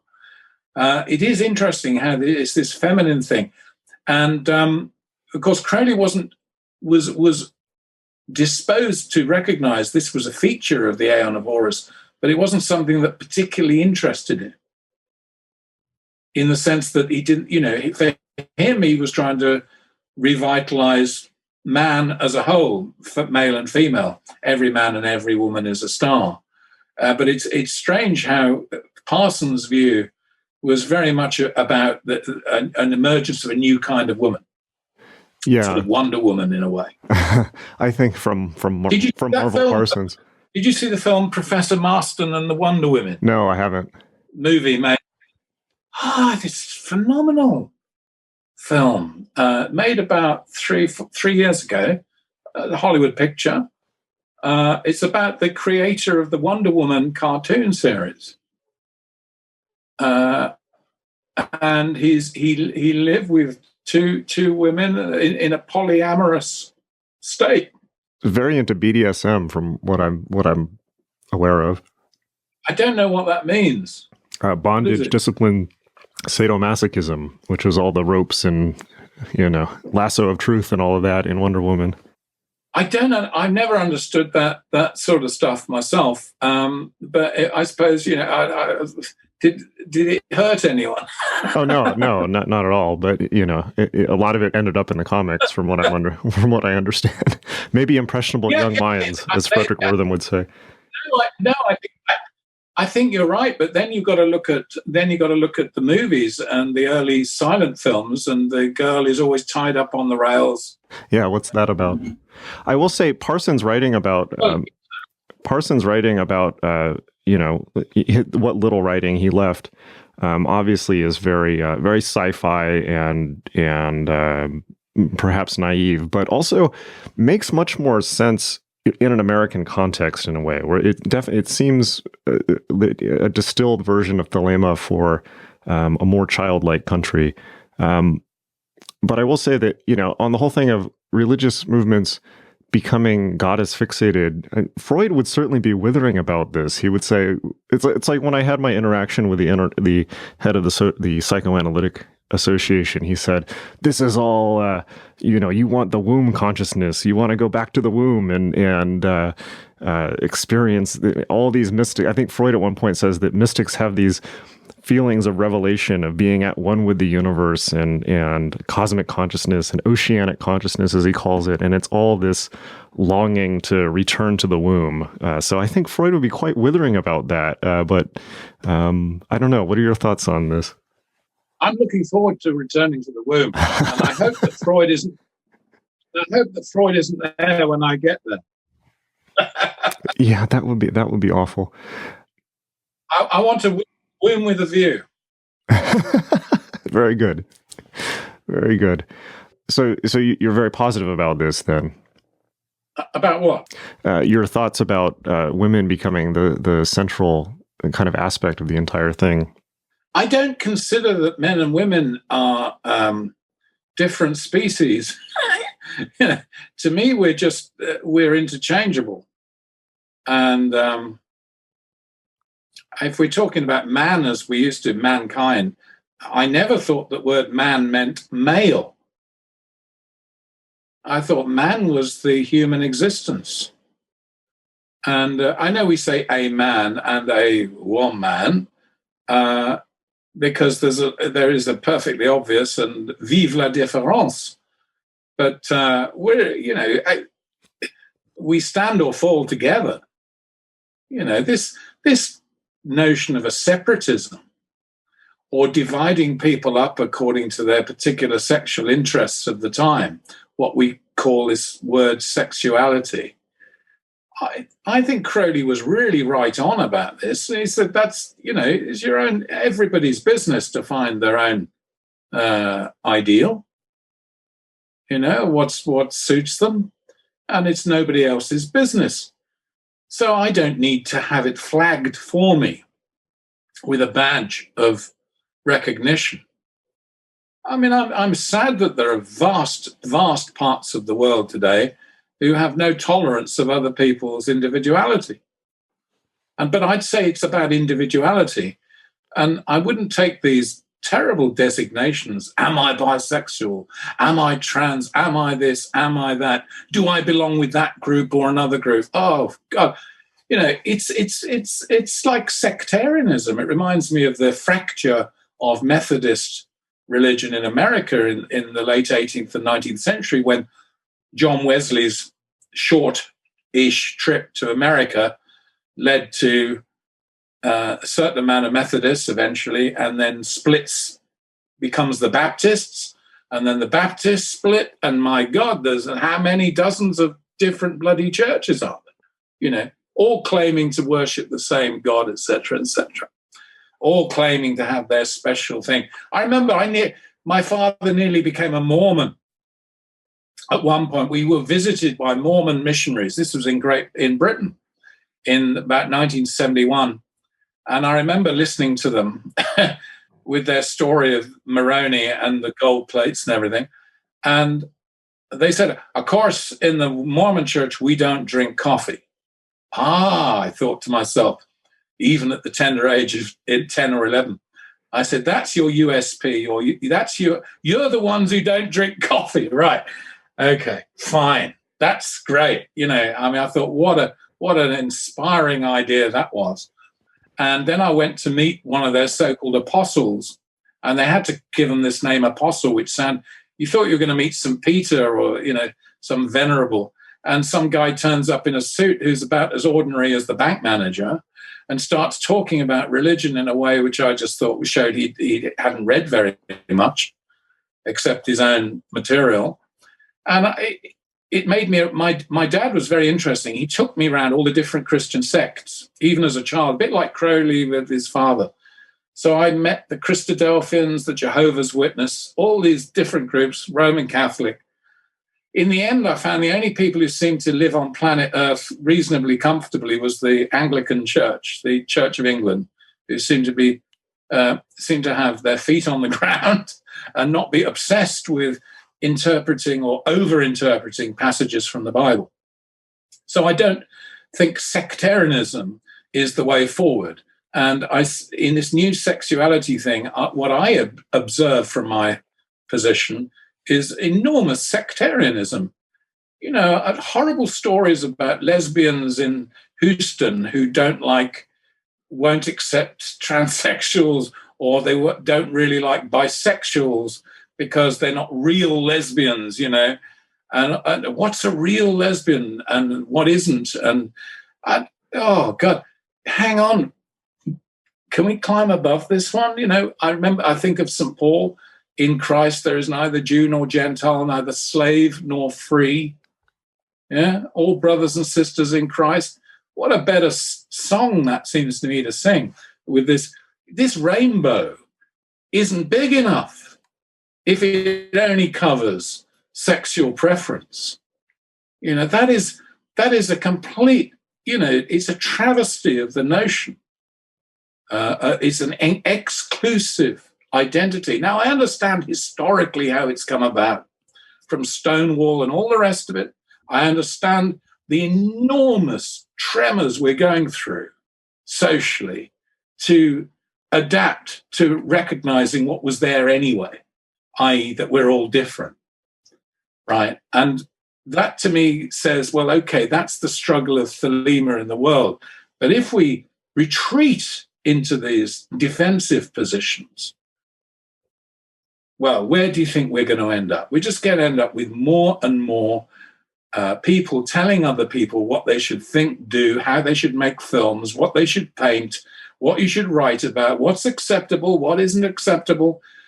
I've heard there are even post-Thelemites who say that Crowley we can do without, we like Thelema. Yes. I do wonder whether these people... it just seems to me they haven't had a proper education in actually understanding that there's a lot more to the world than what they're thinking. The first thing you were taught, certainly when I was at Oxford, was question,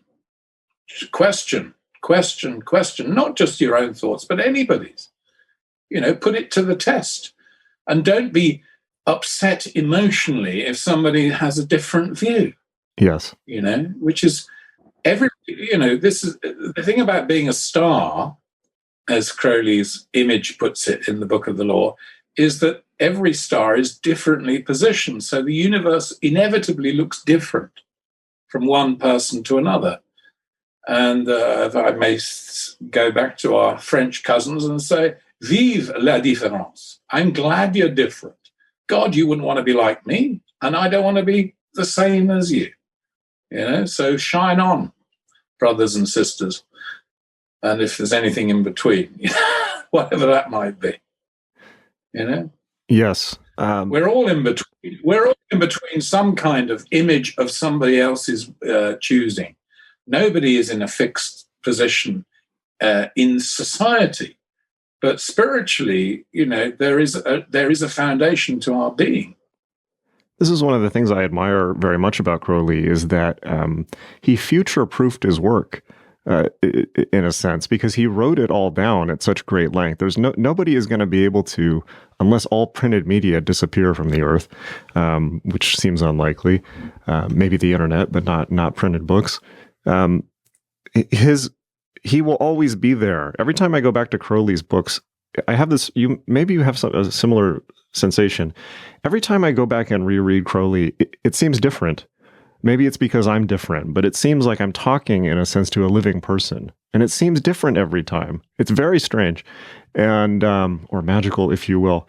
But there's, people can do this thing of, post-Crowley thelema and all that. But Crowley will never leave the stage. And even to the sense of, the Book of the Law, he says, don't change it.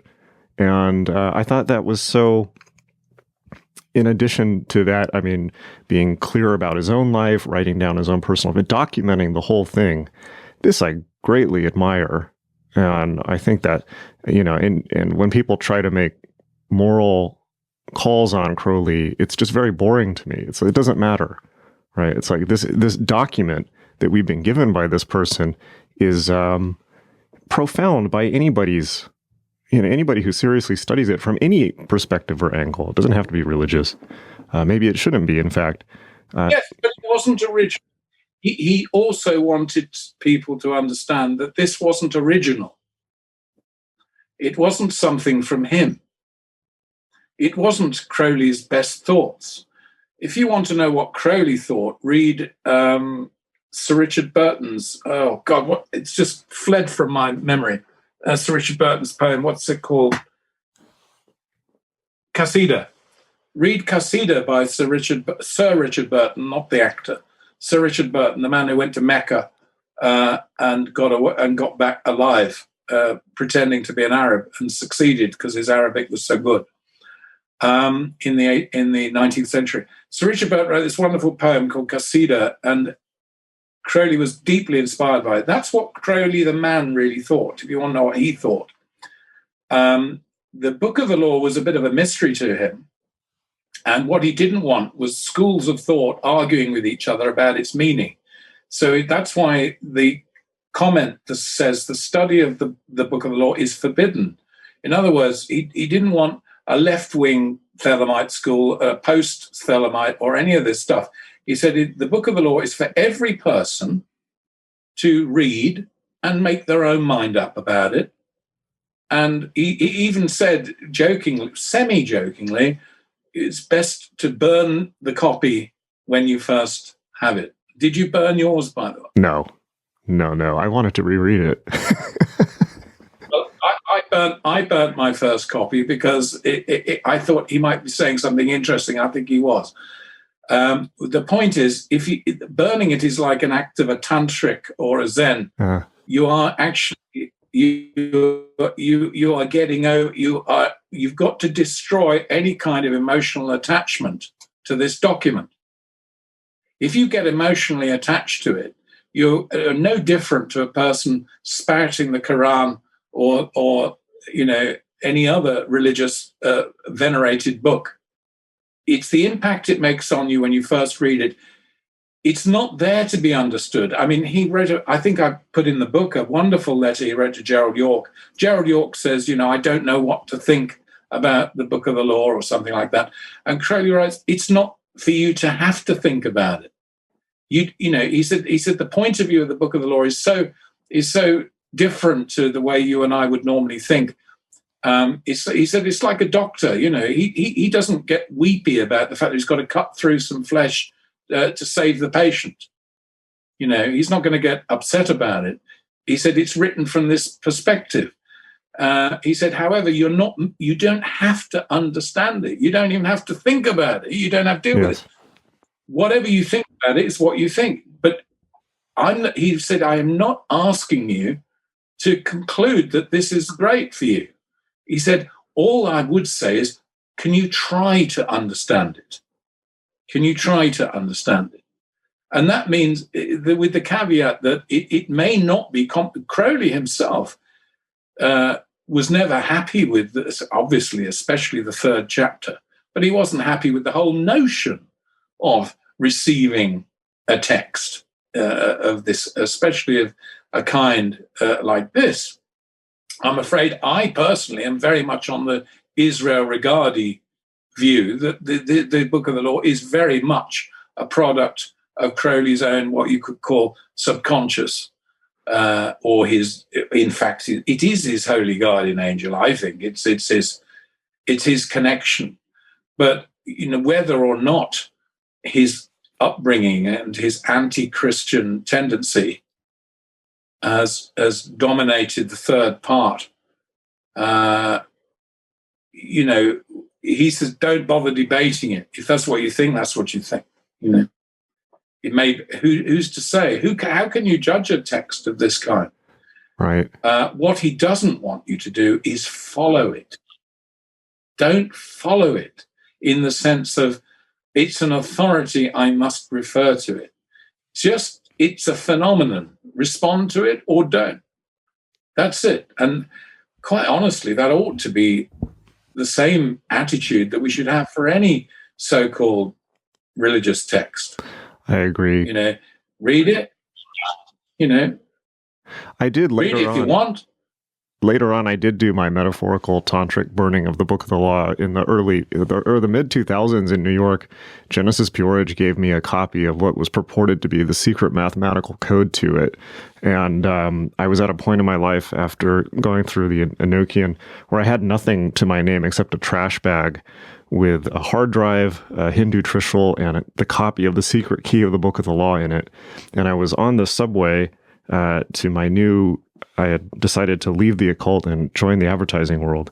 So I was on the subway to my new role in life, and I without reading it, I left the copy of the secret key to the Book of the Law on the G train in New York as a symbolic act of detachment, that I don't need this. It's already in me anyways. So later on, I did burn the book in a sense. That book, The Secret Key, was it any good? Maybe. I don't know. Probably not. But it was just the mathematical cipher, so they didn't spell out what it said. Imagine. Yeah, well, I've never found any explanation of the Book of the Law convincing at any point. Sure. It's me. I met a man who called himself Amado Crowley and claimed to be Crowley's son, and he said, "What was he like? What was he like in person? He doesn't get mentioned very often anymore." No, he was. He used to speak like that. Hello, now landfall. He had a very serious asthmatic condition. He did look a bit like Crowley. He had big jowls, and I could believe that he might have been one of Crowley's illegitimate children. But from what I've read since, there doesn't seem to be any truth in that view. I can't think of any. By illegitimate, I mean that he wasn't married to the mother. I mean, I've met Crowley's grandson, and I saw Louv in California, and I don't understand his story of his account of himself didn't match to the documents I checked for the dates and everything, but where he said Crowley had been over to France and met his mother, and none of it made any sense. I couldn't get, and he got very nasty when I said, I don't think your claim is going to stand analysis. And he then did a book called The Wrath of Aleister Crowley, where I and my friend who were trying to make a documentary about him, suddenly, far from being his great friends, now we were pilloried by implication as being a hostile force. So I have met this sort of Crowley nuttery stuff. I have encountered it. And I would have thought to a degree where I would have been advised to just drop the whole subject, really, because it does. Unfortunately, Crowley is a subject, like religion in general, that attracts nutcases. That people who have no control over their imagination at all, who are entering fields that they really like giving nuclear bombs to recalcitrant children, really, or people with terribly fixed ideas, or people with a chip on the shoulder who resent something about life, and reading about Crowley makes them feel powerful. Oh, terrible. It goes on. Amazing amount of mail I get from prisons in America. I sometimes think the only people reading books in America are all in prison, because there's so many letters from prison institutions. What's the connection there? It's a strange business. I can understand anybody who wants to have a relatively easy life saying all this religion, occultism stuff is just too much trouble. I can totally appreciate the point of view of becoming a total secularist. Okay, I give my money to charity, but I'm here to feed my family or have a good time or whatever it is. I totally get that. It is sad because at one time religion, the main response, apart from murdering opponents, the other contribution of religion was the construction of beautiful buildings, religious art, poetry, and so on and so forth. So many good things have come out of spiritual experience, so many good things. In fact, where would we have been even in 2001 A Space Odyssey, which is a secularist work of Arthur C. Clarke and Stanley Kubrick? It is the encounter with the mysterious obelisk which leads the ape man, the Neanderthal, whatever he is, ape man, so to fashion something out of something else that wasn't there before until he thought of it. In other words, the creative impulse is totally connected to mystery in that movie, which is a secularist movie, but it admits mystery. And the draw of the film is what's the mystery, and we never find out because Kubrick changed Arthur C. Clarke's ending radically and created an open ending. A great disappointment, I think, to most people. But there we are. So I think religion is like everything else on earth. You have to take the rough with the smooth. And I think obviously I wouldn't have written 5 books on Crowley if I didn't think there was some value in it for everybody, obviously. Trying to define what that value is again trying to define what spiritual experience can achieve for civilization. I think if it's the right kind of spiritual experience, it can be the greatest, impulse to good and progress and unity and the things that we almost don't believe can happen.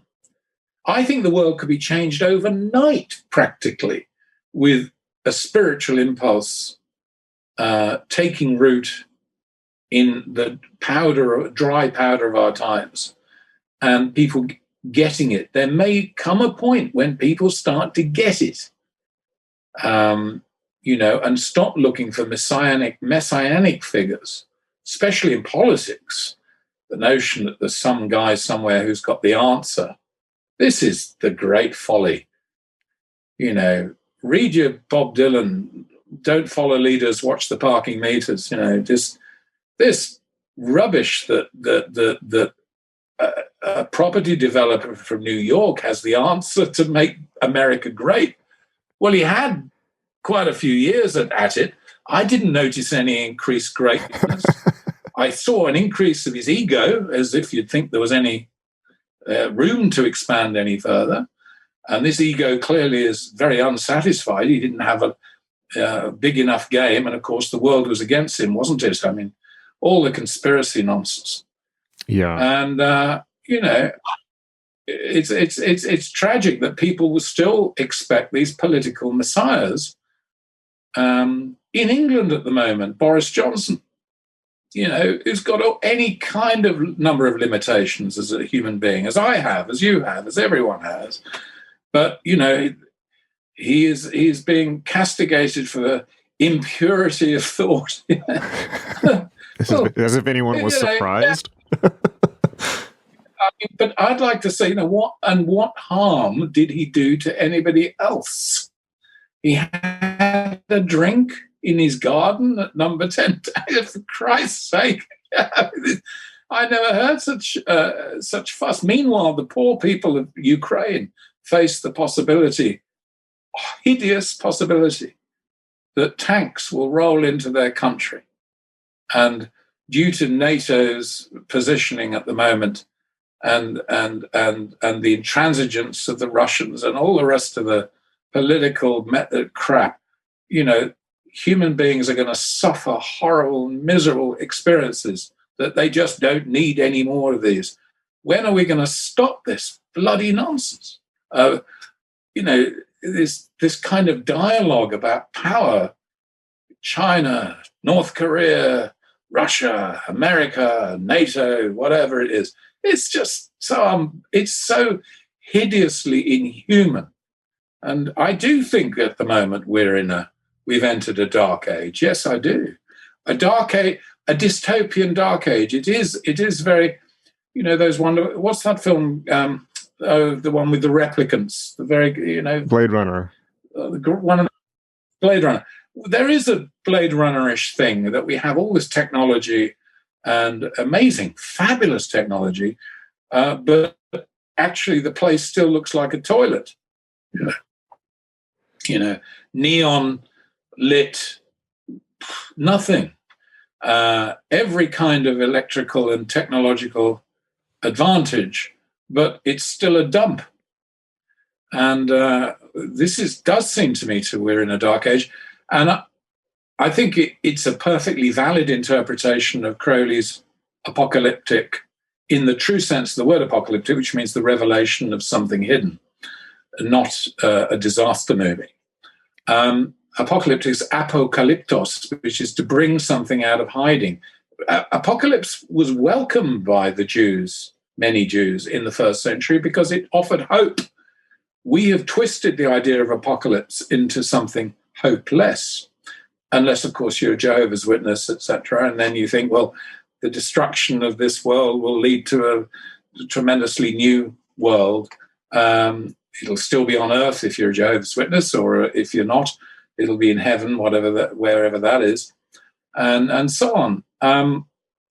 I think Crowley's view is reserve judgment on these great questions, but get on with finding what you're here for. And if we did, that's what it is. To put it in Isaac Hayes terms, do your thing. Do your thing. But don't allow another person to dominate what doing your thing ought to be. I think obviously we have not mastered the media. The media is now what the Roman Catholic Church was in medieval Europe. It has the stained glass to dazzle the ignorant. It has the books chained up. In other words, access to significant knowledge is denied to people. It's a culture of secrecy and a culture of domination.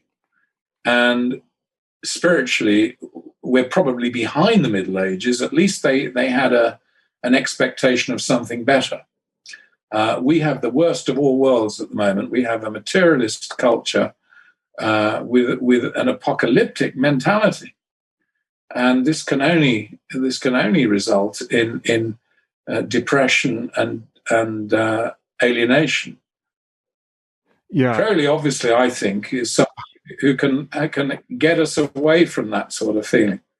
There's a very famous rabbi in London. I'm forgetting his name. You probably know him. Extremely popular. What is his name?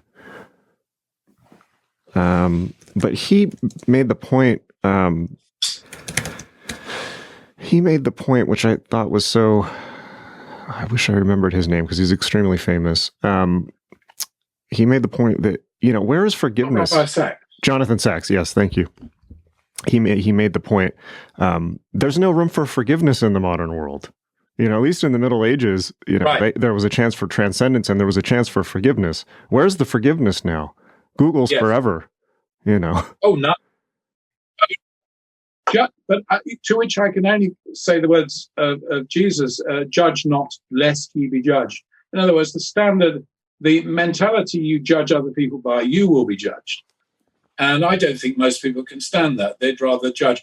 All this trolling of people trolling and these dreadful blogs, you know, which allow people cowardly incursions on other people's privacy, really make me sick. They're low life, they're ignoble and unchivalrous, and profoundly lack understanding of the agony that all people, even idiot, perfect fools, go through. The loss of a loved one to somebody you dislike politically is no less than the loss of your loved one, and we should have the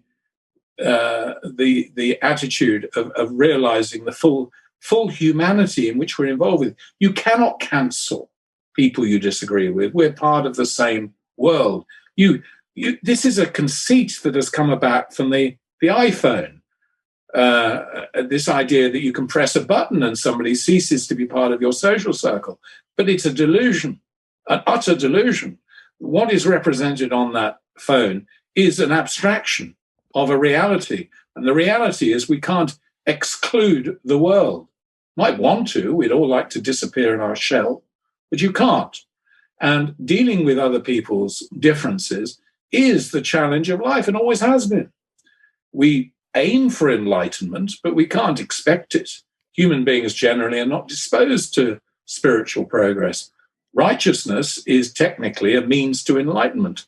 Most people just stick with the righteousness so long as they can point the finger at somebody else's unrighteousness. Why do they think they're righteous? I ask myself.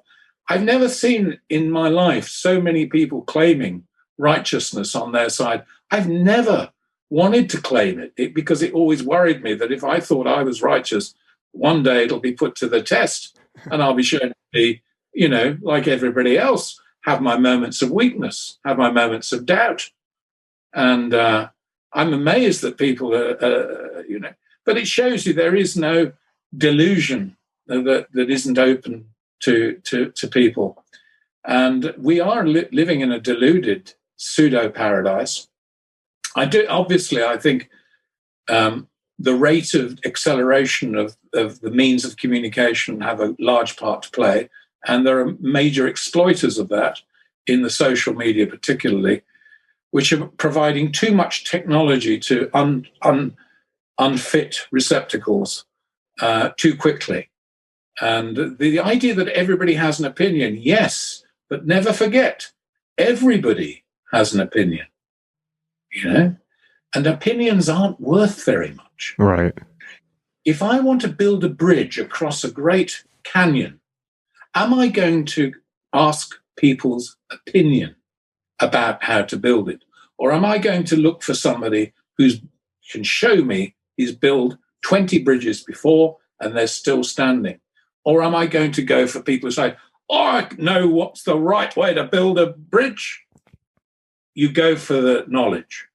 If you're intelligent, this notion of everybody having an opinion and therefore a right to impose it, this I don't accept. Yeah, the science fiction writer Harlan Ellison, when the internet was first getting started, which he refused to ever get on, said very funnily, you don't have a right to an opinion, you have a right to an informed opinion.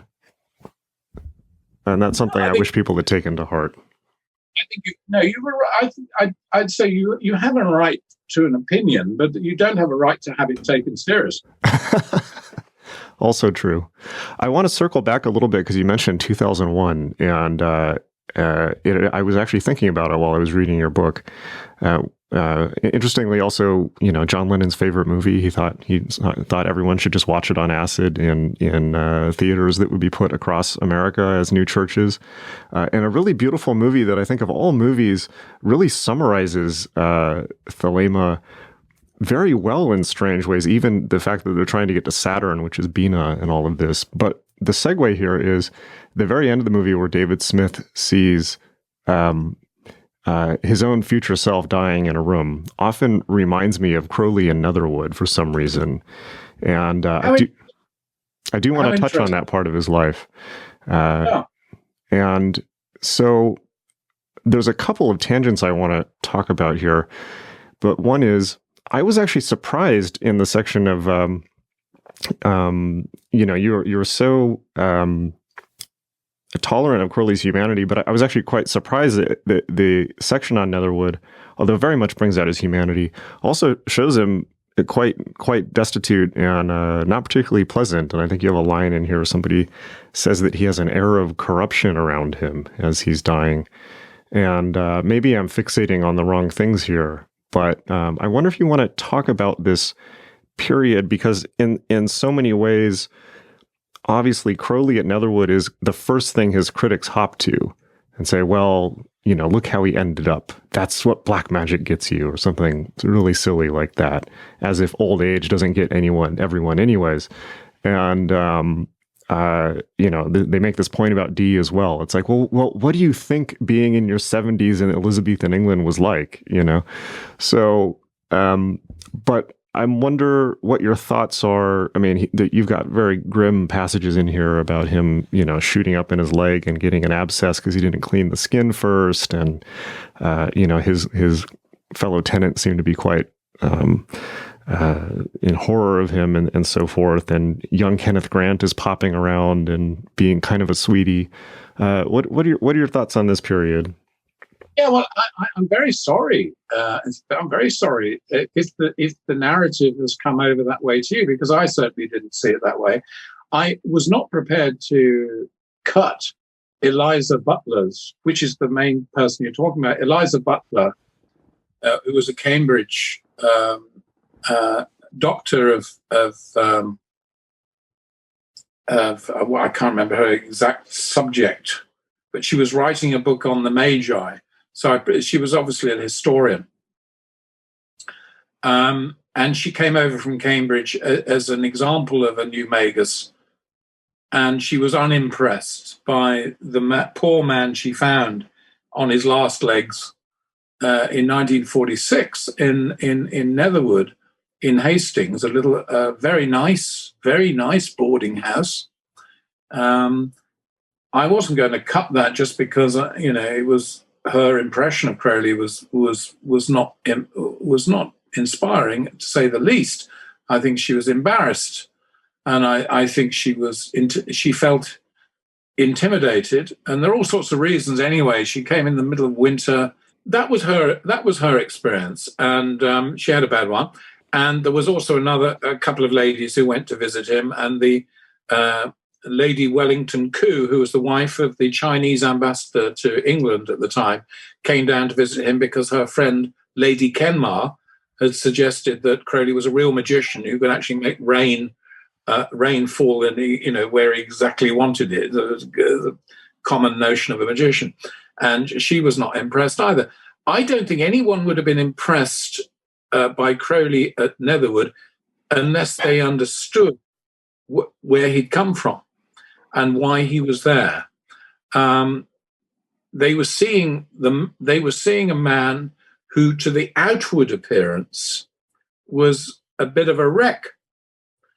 But on the other hand, we're talking a man who was 70, who'd been kept alive and not partially free from crippling asthma and bronchitis with heroin, since it was prescribed by his family doctor, Dr. Batty Shaw of Harley Street, London, in 1919. And he'd taken heroin as the only effective relief, and it wasn't always effective, from crippling asthma. So his voice was very reedy. He coughed so much. I remember when my father had MRSA, which is the bacterium, in hospital, his voice changed forever. He started to talk like that. And poor Crowley suffered from his nodes in his throat by then were damaged. His breathing was terrible. He hardly ate anything. And so they were greeted by a diminished figure. And of course, being, they were women, thinking they're going to meet a powerful magician, and meeting basically a retired old gentleman who was entire life was basically either playing chess or writing letters to significant people in his business. So, of course, the picture to them looked negative. On the other hand, I would say that a man who'd lived a life as varied and exciting as his had every right to basically retire. I mean, he was exhausted. Why do you think I've written 5 books? It's because I wrote them because when I read Churchill's biography by Martin Gilbert, it ran to 8 fat volumes, and nobody minded that. But Crowley was always dismissed in a single volume, but his life is extraordinarily well documented and most of it unpublished. And he is a fascinating figure. And personally, I don't mean politically as fascinating, but personally as fascinating as Churchill. And I think Churchill would have been the first person to agree with me that Aleister Crowley was an extraordinary character. Now, in that extraordinary character were all kinds of conflicting tendencies. As it turned out, none of them criminal. He was never arrested for, I think the only thing he was ever arrested, he wasn't even arrested. He paid a fine for not closing his blackout curtains during the war. That's the most you could throw at him. The rest was rumor and tabloid newspapers. So no, I think of his retirement years as very, very lovely. He was deeply frustrated. I consulted a book by Anthony Clayton, who'd written a lovely book, which he sent to me personally 10 years ago, called Netherwood.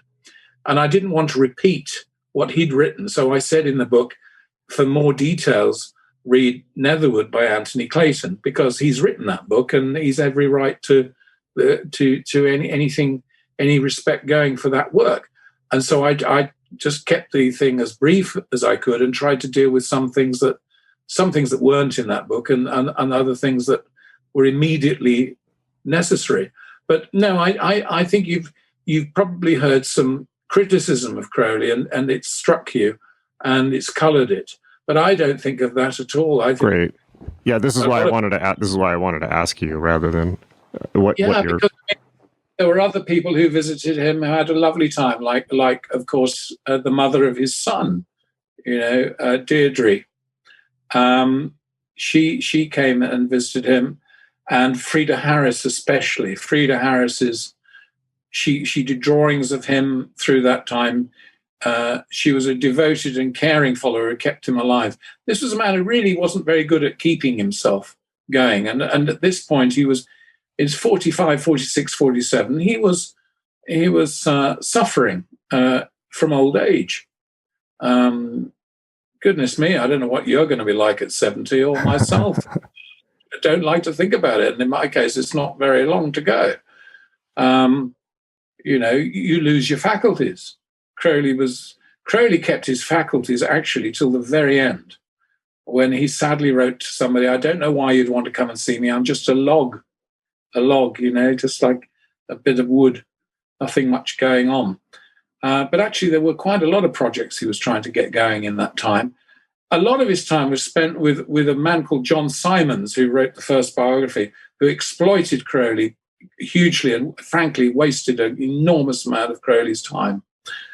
But I think his happiest contacts were with Grady Louis McMurtry, one of the Californian followers who was well in touch.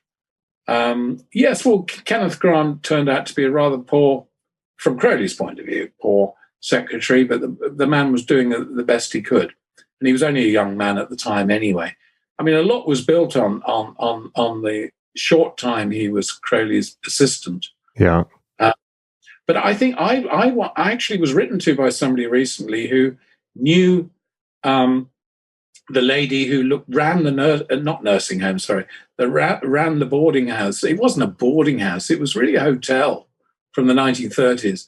Very well run, with excellent food, had all sorts of social engagements. Wasn't at all a flop house or a dump. It was actually a very nice place to be, and it was famous people came to lecture there, even when Crowley was living there.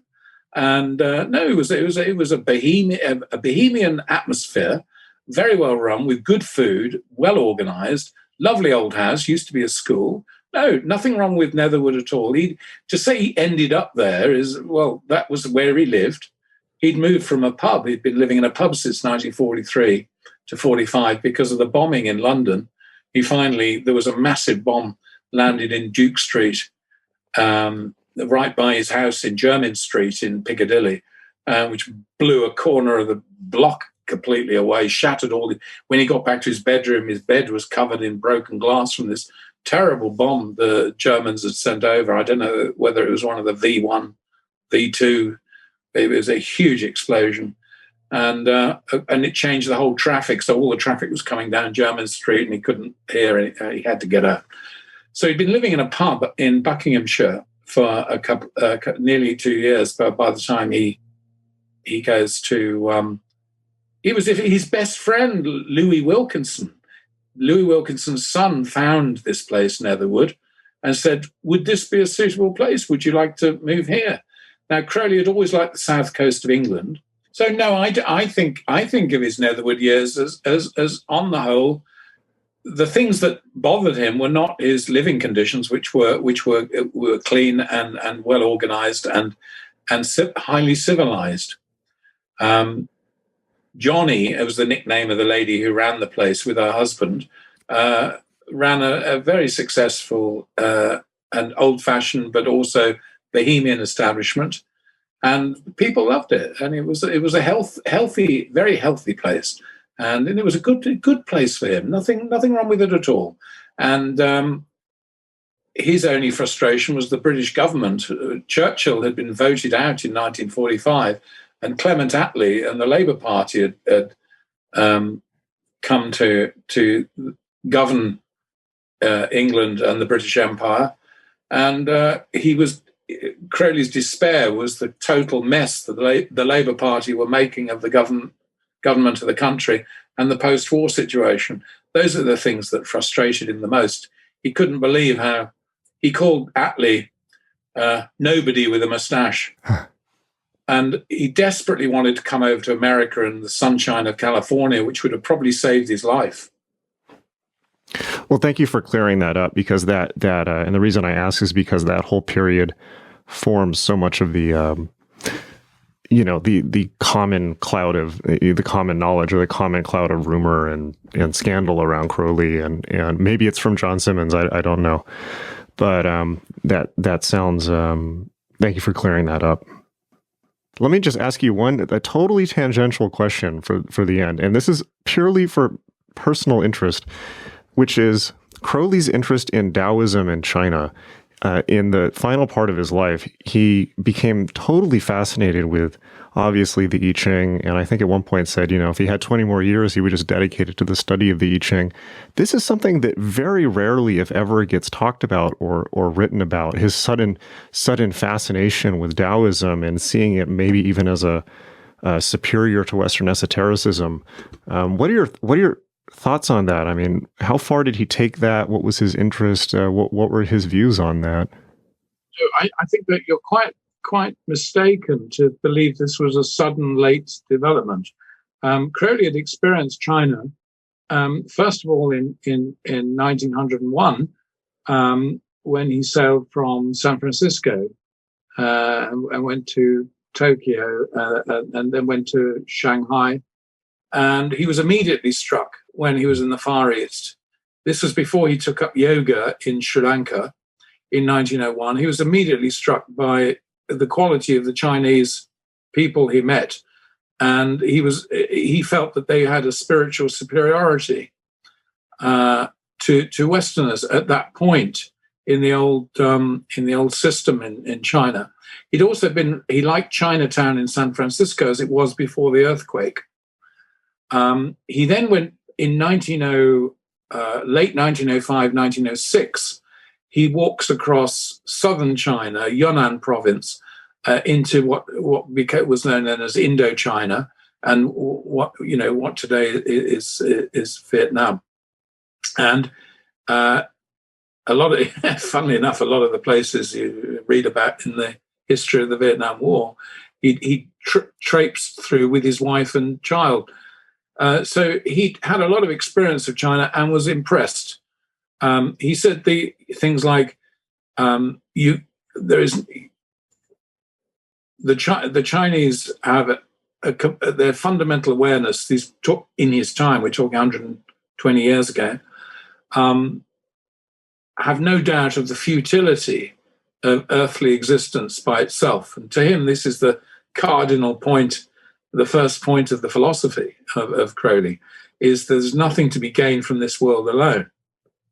He said, so, he'd been through the trance of sorrow, as he called it, from which he related to the Buddhist idea of this world being basically a futile passage with sort of no beginning, no end, and no root to it.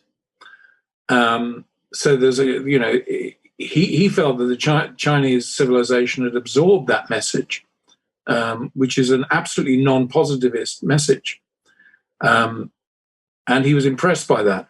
He got involved with the I Ching really quite soon after that. Because there were quite a few good books on it. The French, I forget the name of the Frenchman, it's on the tip of my tongue, but published the Tao Te Ching in Paris in the late 1880s, early 1890s. Well, I'm sure Crowley knew of the book. The author was a Frenchman who'd served in the French civil service in Indochina and was a complete convert to Taoism. Very peculiar name, and I can't remember it. I'm sorry.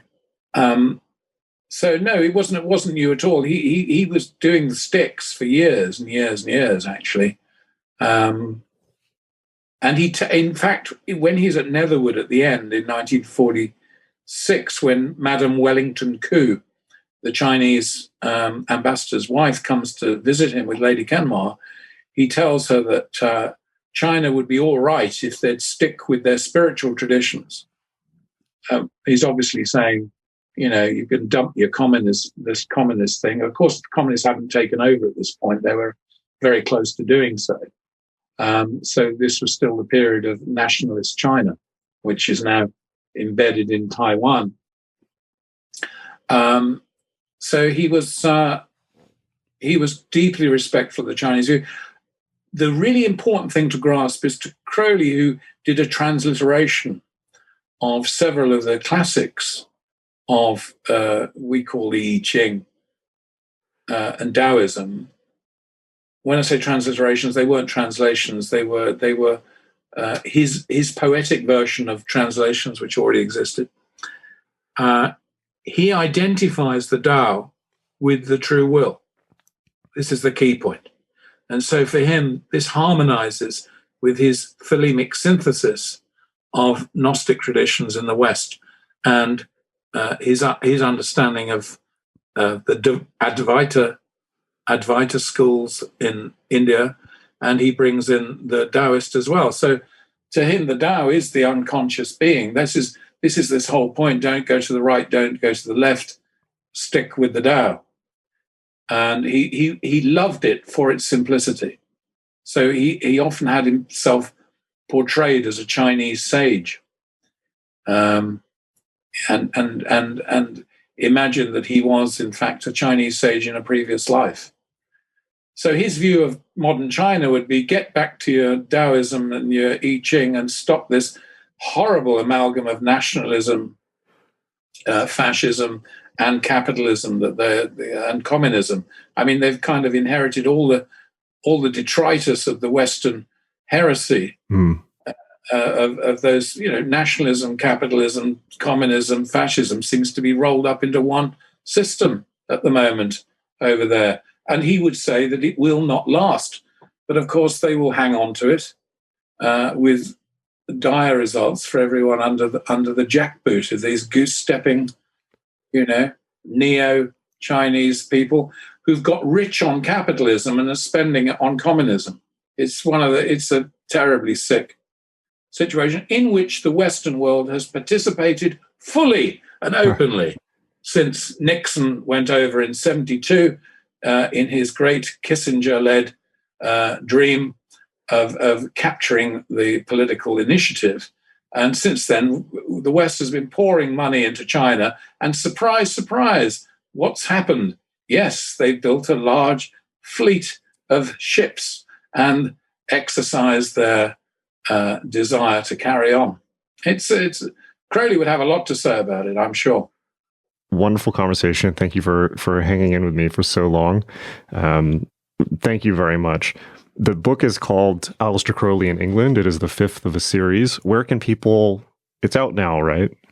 It is. It is. Good. So where people can, I presume... Barnes & Noble.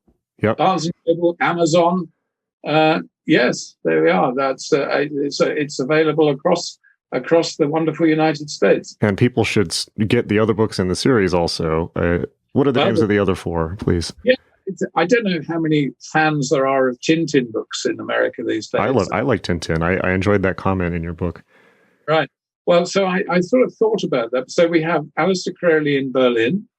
That's a really lovely one. Aleister Crowley in America, which is the biggest of the biographical works because of the amount of time he spent there, which is about the time he spent there and his legacy.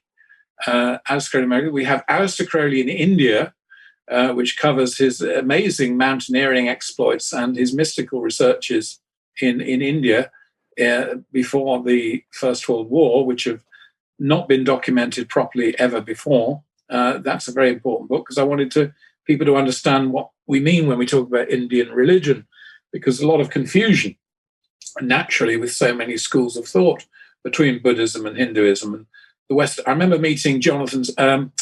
I did an interview with Patrick